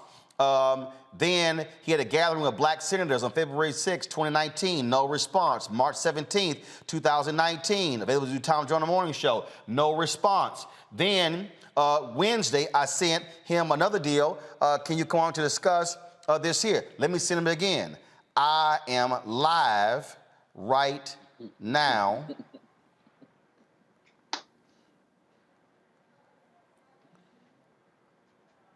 You know what? I'm gonna actually do one better. Come back to me. Come back to me. Come back to me. Senator Tim Scott, I'm live on my show right now. We're talking about the failure of the Senate to pass the George Floyd Justice Act. Hit me up, call me back, call me or text me, so you could come on the show to explain to our audience, African-American audience, why this failed. I saw you on Face the Nation. I saw all the responses, but I got a whole bunch of other questions. So for instance, I got a whole lot of other questions I need you to answer because frankly, what I'm hearing is not, I'm not feeling that. So hit me back. This is my number. You text me back, have your people. And if you want to sit down for the full hour, we can do it. In studio, not in studio. You want to sit down for the full 2 hours, we can do that as well. But let's have a real conversation about why this George Floyd Justice Act failed when you and Senator Lindsey Graham promised that y'all were going to actually get this thing done to the George Floyd family. Send. See, it'll never happen. See, I told y'all I don't play these games. What Senator Tim Scott walked through, now I want y'all to listen, I want y'all to listen to this one. Listen, watch this. Hold up, let me plug it back. Let me plug it back up, because I want to play this other sound bite. And see, this is why, I know you're fine. You can go talk to Margaret Brennan all you want to on Face the Nation, but she ain't going to ask the questions I'm going to ask you. Listen to this. Senator Cory Booker, who was your partner in this. Yes. I mean, this started under the Trump administration and continued under the Biden administration. Exactly. When Republicans in control went nowhere, Democrats in control, it's going nowhere. But both times, the folks that left the table were the Democrats. Let's just be clear that we have stayed at the table. We said simply this: I am not going to participate in reducing funding for the police after we saw major city after major city defund the police. Many provisions in this bill that he wanted me to agree to limited or reduced funding for the police. That's a lose-lose proposition. When you reduce funding for police, you actually lose lives in the communities. Our approach was a win-win approach. We want the best wearing the badge, and we want the vulnerable protected. So when you tie funding losses in this legislation, you should expect an allergic reaction from me. Okay, so again, why that's nonsensical is because you already heard Brennan break it down where the money was going to be shifted. That's not defunding the police.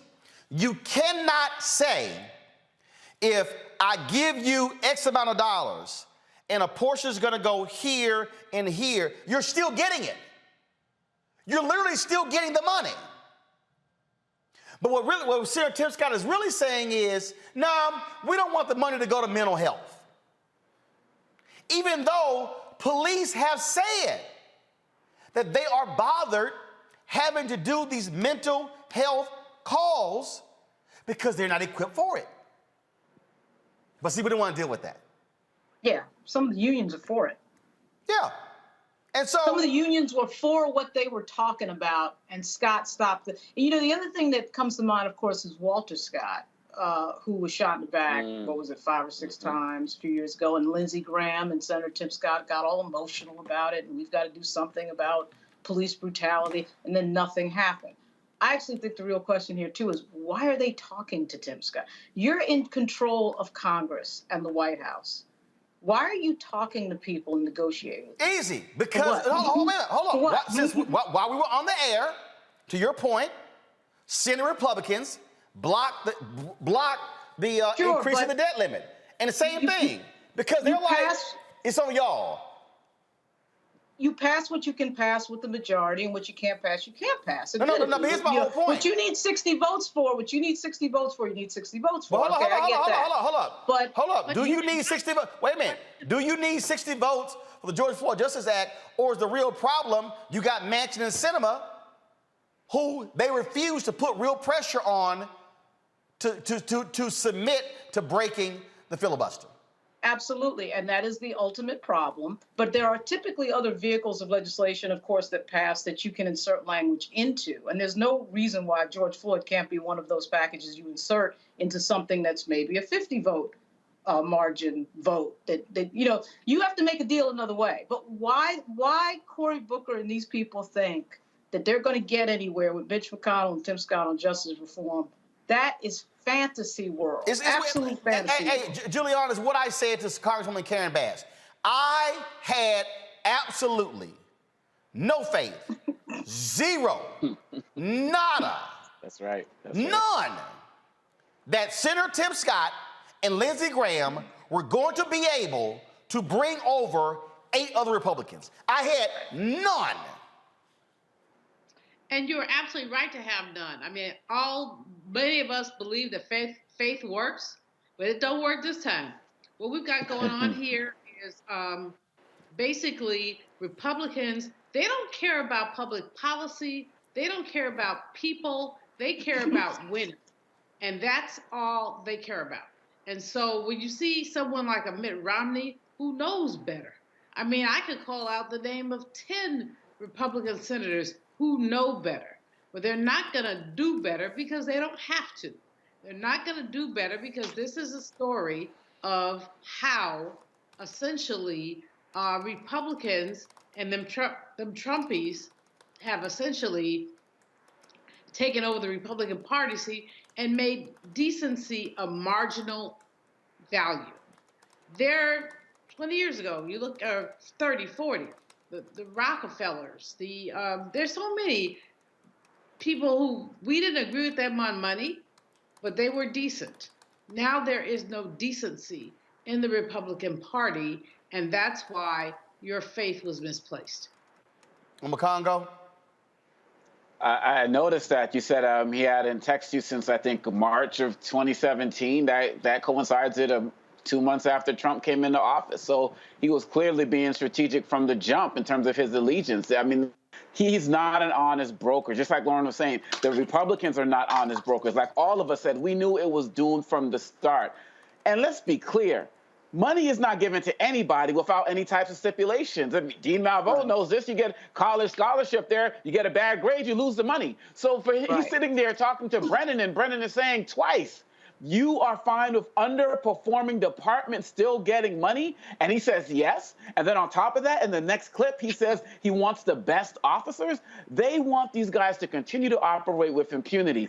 And when he talks about this defunding the police, the Republicans did everything they can to block everything that Biden has done that would actually give more money to the police and give more money to the communities that they serve so that they wouldn't have to be called and come out and have to, like you said, be the social worker, be the mental health worker, and they block that. So just because in this society we are not able to think critically, we got these trigger words, and whenever we hear something like defund the police or woke or critical race theory or whatever, we immediately go into our silos. He's using that, and he's going to use that all the way into a presidential campaign. I'm glad you are exposing this, and we. Again, we got to get rid of this filibuster, and we got to make this happen. You just talked about what the Republicans did. They are masters at minority rule, and they are doing the Democrats right now. It's ridiculous. Look, this is a tweet right here. Listen to this. This guy, Will Selden. 3 times in this interview, Senator Tim Scott defines conditional grants to police departments, offering to give them money if they comply with rules such as banning chokeholds as defunding the police. The phrase defunding the police has lost all meaning. Yeah, well, see, that's why he won't come on your show, Roland, because you are going to ask him detailed questions about what that burn grant money goes to, which, by the way, is usually things like body-worn cameras, police equipment. So as the interviewer on CBS said, even though she didn't conduct a particularly good interview, she made the point, he's not talking about a net loss of money. He's talking, of course, about the stipulations required under the burn grant program, which has been around forever. This is not new. So he threw that defund police out there just as a hot button thing when that's not what happened. Because as you already brought up, he's lying. He can't withstand that type of questioning from a Roland Martin. Like, you're not going to get away with that in an interview with Roland Martin. You're not. You're not going to be able to bullshit your way through that conversation. So what it requires is for somebody to walk up to him physically, which I'm going to try to do tomorrow on Capitol Hill, and ask him. I mean, you can't. I'm sure that reporters have probably already tried to do this, but it's an in-person conversation. There's no doubt about it, and he knows exactly what he's doing. It's a PR game. Mm-hmm. I think that when you look at it, he wouldn't give Roland the interview because Roland would roast his chestnuts on open fire. But even more than that, he is unwilling to be accountable. So he's Mr. Bojangles. I mean, he plays the game. He's black. He's down. He's been profiled. You know, and at the same time, what he's doing is he is essentially blocking progress. Which why not just say you disagree with the policy? So what's new about that? Because he wants to be reelected in South Carolina, which is about a third black, and if they ever saw his true colors, black folks would be running from him. He wants to be, as Roland said earlier, he would love to run for president of the United States. And in order to do that, he has some Bojangles around the white people who he will depend on. We need to know who supports him. In other words, who gives him? First of all, we already know who supports him. We already know who gives him money. Okay, it's established. It's the same as the other Republicans. But here's the deal. What I cannot tolerate is the bullshit fucking lying. I can't tolerate that. Look, okay, this is not hard, y'all. And this is very simple. Go to my computer. This is all you typed in. What type of grant does the federal government prefer? This is what I typed in. How does the federal government stipulate conditional grants? Listen to what I just told y'all. All I typed in was how does the federal government stipulate conditional grants, which is what Senator Tim Scott was whining about in that clip on Face the Nation. Okay, look, the Congressional Research Service informing the legislative debate since 1914. This is dated May 22nd, 2019.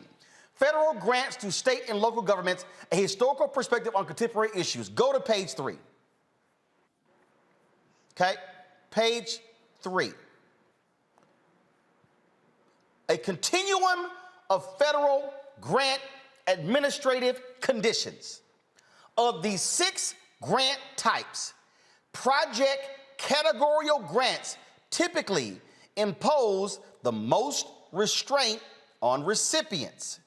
Federal administrators have a high degree of control over who receives project categorical grants.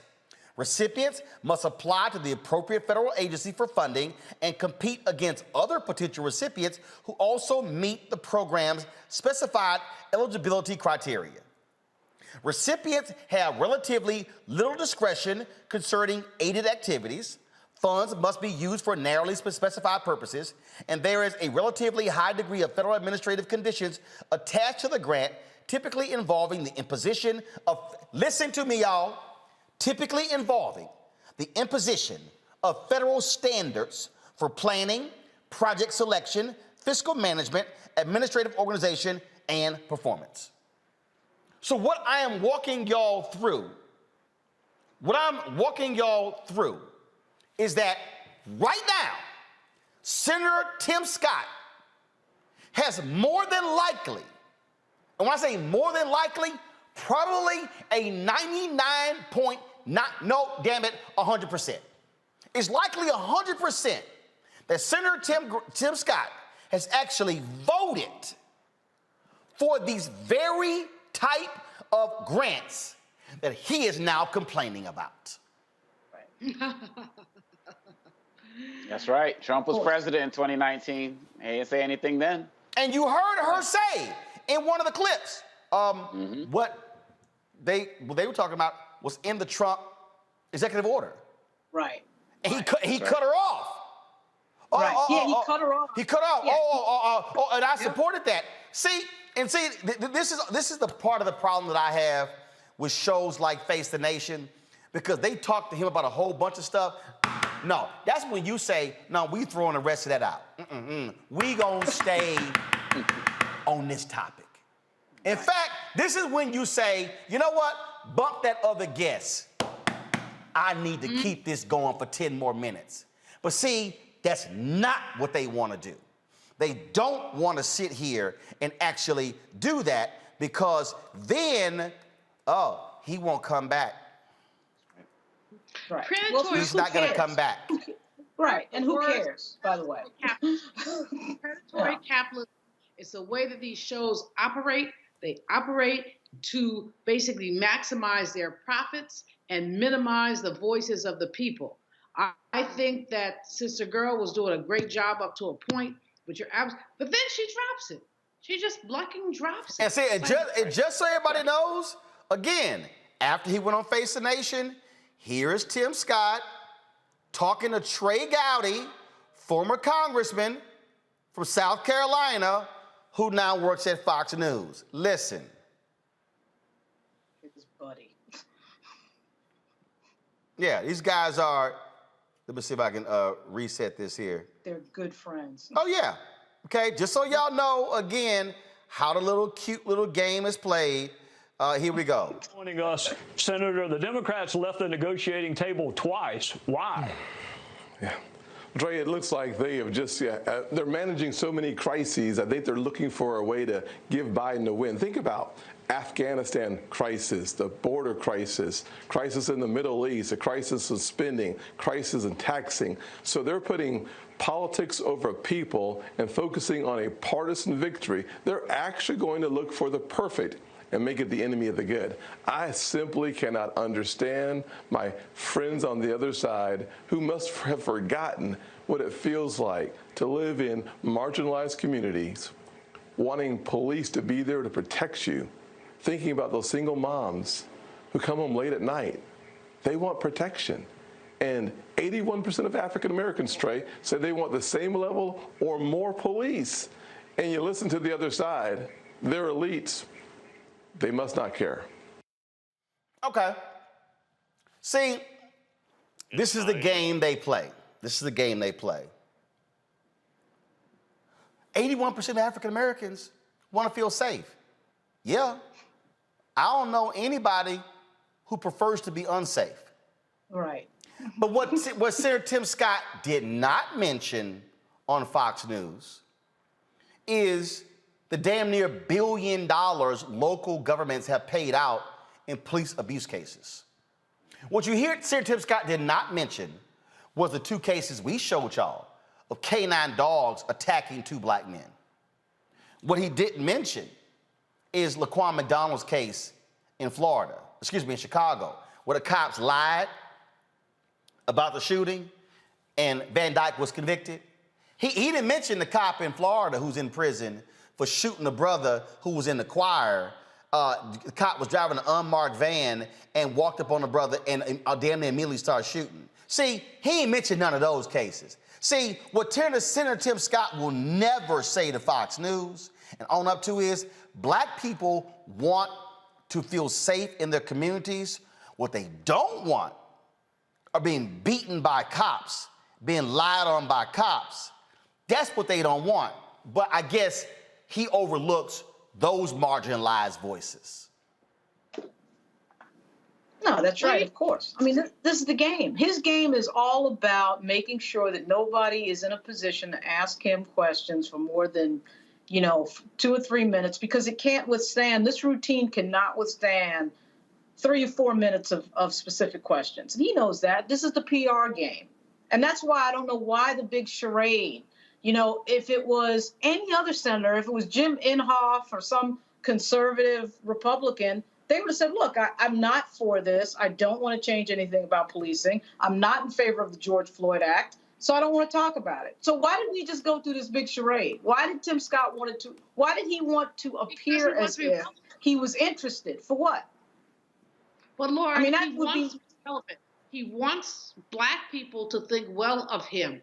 So it was a great optic for him to say he was going to do this and to sit with Karen Bass and to sit with the others. It was a great optic. But he never in his entire lifetime, planned to move any closer to Bass and the others around the George Floyd Transparency in Policing Act. What he did. The flip side of this, too, the flip side is, Congresswoman Bass and Senator Booker should have called a press conference and lit his ass up right after this happened, that we found out that the talks had broken off. Because this whole kumbaya, this whole routine that they're doing of not specifically bringing up the dysfunction and the fact that the Republican Party is not interested in serious policy, in serious federal policy, that needs to be pointed out as much as possible. Okay, so here's the deal. Here's Senator Cory Booker, on Meet the Press, and I saw him earlier. There was an interview where he was on Black News Channel. Senator Cory Booker, I need you and I already sent him a DM saying I need you to have your staff return some phone calls, because I've been trying to call you because you changed your cell phone number, and maybe I should call the girlfriend, Rosario Dawson, to get a message to him, like, yo, can you call a brother? No, because bottom line is here, we were out there. We were dealing with it. So this is what Chuck told Chuck Todd, and I appreciate them going to all these mainstream folks, but come talk to black people where people actually watch the show. Listen to this. Want to let you go without asking about your take on why police reform didn't come to fruition. Here's what Tim Scott said. He said Democrats said no because they could not let go of their push to defund our law enforcement. Is that correct? No. Again, why are we descending into partisan name-calling or partisan corners? These are two guys that sat down, that worked very hard over 9 months, got the FOP to endorse a compromise bill. Stop right there. See, all right. Scott's wearing your ass out, controlling the narrative. See, let me go.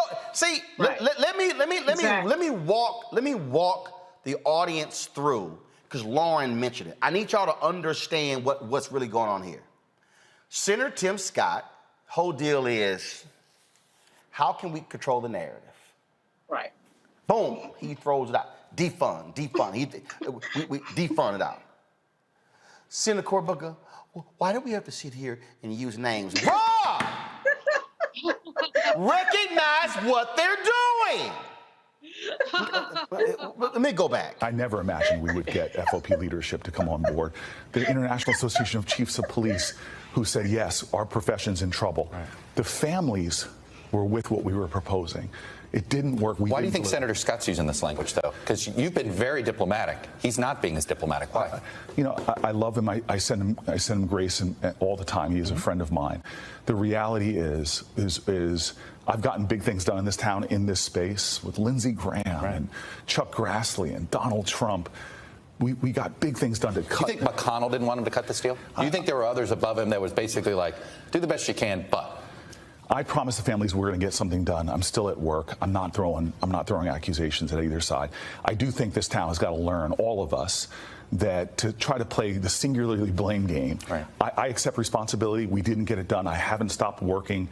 We need to lift the frequency of this town, especially on issues like this that all of America knows. Biggest demonstrations in this country's history for change.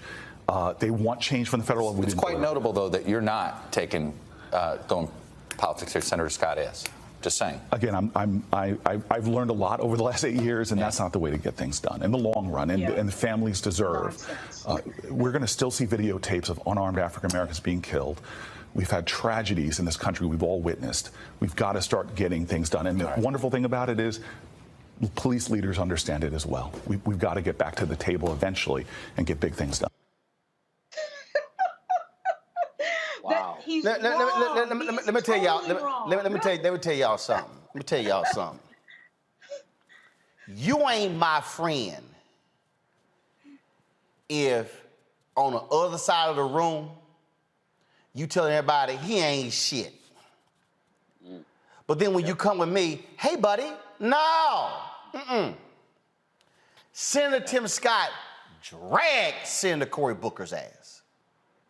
And this side, if y'all want a case study on how Democrats keep getting their asses handed to them, I just showed you. Exactly. This is why. You're absolutely right. What would tell you that he's wrong is Mitch McConnell. Mitch McConnell doesn't come to the table and talk about anything when he's in the majority. He does his thing. And until the Democratic Party understands that and realizes that you have to roll these people, they're not negotiating with you. They're playing PR games on Fox News. And they never figure, I don't know what it is about the Democratic Party. They never figure this out. And they learn this lesson of getting their ass kicked over and over and over again. The only one that really seems to understand what the heck is going on really is Pelosi. I mean, she just does her thing. She didn't care about what they're thinking and what they're saying. See, Congo, look, here's the deal. I don't know, Macongo. I'm hopeful that ABC News will call me back to do This Week after I destroyed Chris Christie. It's a good show. It was the first time I was on in 20 months. It may be another 20 months. But here's my whole deal. I'm not going to sit here. There's a reason Fox News don't call me. Yep. There's a reason Bill Maher called me one time, October 2014, and he ain't going to pick that phone up again. Because, see, and I remember when I was at CNN, I remember one of the executives called my agent and was like, well, when we have these debates, but he takes them so, it's just a debate. I'm like, no. I'm here to put your ass in a rhetorical body bag. I'm here to bury your ass. I am not here to be cute, so we can play patty cake. No, no, Ro ain't here for patty cake. Because the issue here, this is about the lives of people. Right, life and death. And you gotta understand the other side, they ain't playing by no rules. They ain't playing nice. Scott just said you walk away from the table twice. And your response is, well, I don't know why they're using those phrases. I don't like calling names. He's my friend. I'm going to extend him grace. I ain't extending. Let me tell you something. Let me go biblical here, Senator Cory Booker. When you say, I'm going to extend him grace, the great German theologian Dietrich Bonhoeffer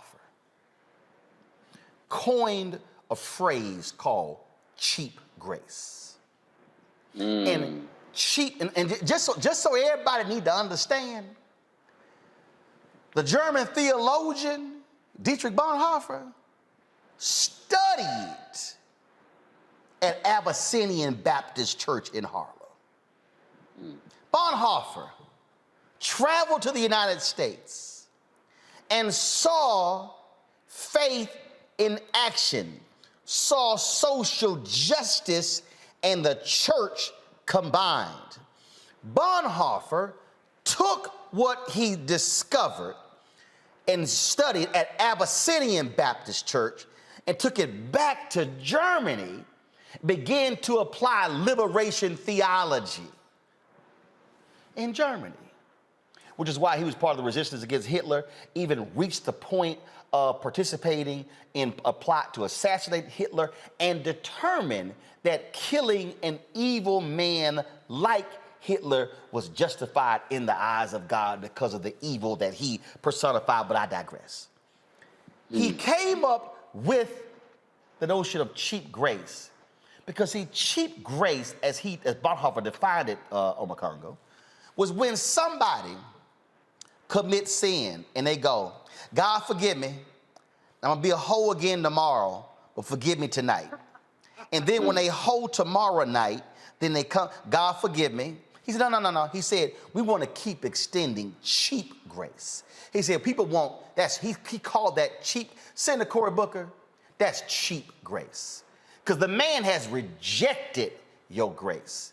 Said you walked away from the table. Said you want to defund the police. He don't care. He ain't calling you friend.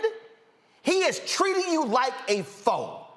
And when somebody shows you that they are a foe, you do not hug and kiss and be nice. No, you got to treat them like KG did when he played against somebody. He said, we ain't friends, because when the game starts, we on opposite sides, and I'm trying to win, and I'm going to do whatever necessary to take you out.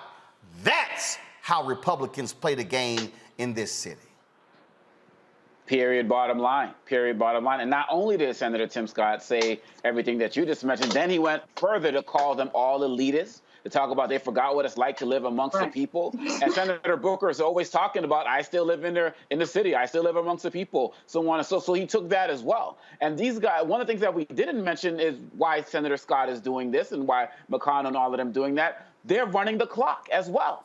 They are working to get as close to the midterms as possible, so they're going to delay all of this. And as Lauren said, the Democrats keep falling for this. For some reason, I don't know why this time I thought it was going to be different. Maybe, coming off of Trump and everything that he did, that they were going to be like, we're not falling for the BS anymore, but they're going for it again. You're sitting here talking about, that's my friend, I love him, and so on. So what? I love getting home safe at night. I love, when a cop runs up to me, I love knowing that they're trained and they're not going to try to just shoot me up just because my lights are off or something like that. This is like you said, this is life or death for us. And that's why when you go into these studios, you don't play with them. And that's why these senators and Congress folks can't be playing with these guys right now, because they don't care about our lives. And Senator Booker, respect what you're doing. Representative Bass, loving all of the work that you're doing. But you're right, these senators, we gotta play hardball, man, because it is literally for us a matter of life or death. Forget all of this friendship stuff. Hold on. Before I go to Julian, again, I'm just gonna give y'all a quick, literally, we gonna close out in 3 minutes. But I just want, this is a 30-second clip, but y'all know I don't never like showing anything from CNN. But I'm gonna show y'all how not to respond to Republican attacks. Watch this. The bill that you were pushing was defunding the police. Again, it's unfortunate. You remember on this saga, we got the head of the FOP. Stop right there. Okay, let me go back. Here's the question. The bill that you were pushing was defunding the police. Boom. Come back. This is your response. Jake, that's a lie. And it's an offensive lie, as Senator Tim Scott knows it. Period. He knows that's not the case, and I wish he would stop telling that lie in order to score points with his Republican counterparts. Listen. Roland? No, hold on. Listen. Again, it's unfortunate. You remember on this saga, we got the head of the FOP, the director of FOP, IACP. These are some of the biggest unions and law enforcement agencies to go with us on a lot of common sense reforms. And those folks don't want to defund the police. This is a bill that would have had millions of dollars for police to. Okay, hold on. So, fewer dollars though? Millions of dollars more. Additional dollars because we want to help officers with mental health issues. Stop. Okay. All right. So this is how you say it. Jake, I met with the Fraternal Order Police. They agreed to this. I met with the International Police Association. They agreed to this. The very people, Jake, who are wearing the badge, who are patrolling the streets, they agreed to this, and this. Senator Tim Scott, who does not wear the badge, refused to actually do this. You also don't go on television with that mansy-pansy, weak-ass millions of dollars. No! Give the number. Say 75 million, 125 million, 200 million. That's what you do. Learn to fight when you are in a war. Right. Instead, it'll be millions of dollars. Jay goes, hire a lawyer. No, I mean millions. No, give me number. Julianne, go ahead. You know, I mean, you're absolutely right. These Negroes run around acting like they're scared. They have the power in the Congress, in the Senate with 50 votes. They have the presidency. They have the White House. Why do these people not just do their damn work? Just do your work. I'm so disappointed in Cory Booker that I cannot even articulate it. But he'd been Mr. Bojangles much of his life. He was anointed by the Clintons and others as this, Harvard, Yale, wherever he went, black man who's so articulate that he was still of the people. Well, no, he's not of the people. And Tim Scott is right about him from that perspective, because if he was of the people, he would not be mouthing this bull crap. He just wouldn't be doing it. And so what we need to do about those like Scott and those like Booker is vote them out, both of them. Lauren is up there cracking up. She's cracking me up by watching her crack. And because this shit is funny, excuse my language, but this shit is funny. It's funny when you have all the power, but you refuse to exercise it. And what it does is to the detriment of our people. And the challenge then, though, is that these people come running back around us every 2 years, 4 years for elections, talking about vote for me because I'll set you free. No, you really won't. No, you really didn't. Folks, look, all I'm trying to say is this here. This is too serious to continue to play these games. The Republican Party, listen, I need everybody listen to me, and all y'all people who sending me dumbass tweets like some woman talking about you ain't right for supporting Biden. Fool, it was Trump or Biden. Come on. That's who the hell it was. Y'all can sit here and run around y'all want to. Here's what I know, and y'all need to listen to me clearly on. The Republican Party wants to take over the House and the Senate, and they want to win back the White House in 2024. They will not support any civil rights investigation in the Department of Justice. They will not support any police consent decrees in the Department of Justice. One of the first acts of Jeff Sessions under Donald Trump was to remove the money that they would use to investigate white domestic terrorism and moved it over to target Muslims, when the greatest threat, according to the FBI director, was white domestic terrorism. And y'all can sit here, and let me tell you, and I ain't never said anybody, Biden damn sure ain't perfect. But if you tell me I got a choice between busting his ass and dealing with crazy-ass Trump and his white nationalists, ain't even a discussion as far as I'm concerned. But what we are not going to do is sit here and play games with these folks who want to play nice. So I want to know where all the white people are. streets after George Floyd was killed. Who y'all calling on Capitol Hill? Are y'all flooding the offices of Senator Tim Scott? Everybody who was protesting in LA, and Portland, and Milwaukee, and Charlotte, and New York City, and Houston, and St. Louis, every major city, where y'all at? All y'all corporations, all y'all corporations, all y'all corporations, all y'all corporations who posted your black squares, where y'all at? Come on. Where y'all at? I want to know why y'all silent. Yep. I'm talking to y'all right here. Come on. Where y'all at? Where are you? Why are y'all not jumping all over Booker and Scott and saying, get back to the table and negotiate? Because for many of you, it was performative. For many of you, it was following the leader. Oh, everybody's talking about it. Yo, send out a George Floyd tweet. Post a black box. Say Black Lives Matter. Black Lives Matter after the black man was killed, and it matters after the bill was killed. What y'all gonna do? Julianne Lauren, Makongo, I certainly appreciate it. Thank you so very much for joining us on today's show. Folks, if y'all want to support what we do here, Roland Martin Unfiltered, please download the Black Star app. You can watch what we do. We bring it straight, no chaser, unlike anybody else. iPhone, Android TV, Roku, Fire Stick TV, Xbox Smart TV. You can also support us with our Bring the Funk fan club. Every dollar you go to support this show. Cash App, $RM Unfiltered. PayPal is R Martin Unfiltered. Venmo is RM Unfiltered. Then, of course, we also have Zelle, Roland at RolandSMartin.com. Yes, I've already told my bookers we're going to be calling Senator Tim Scott office, Senator Kerr Booker's office every single day. In fact, they're going to call them twice a day. They're going to call them at 10 a.m. They're going to call them at 2 p.m. every single day. And what's going to happen is I'm going to tell you every single day how long they're waiting. And speaking of Nancy Pelosi, I ain't forgot about you as well. Yeah, you should be doing black media as well, black-owned media as well.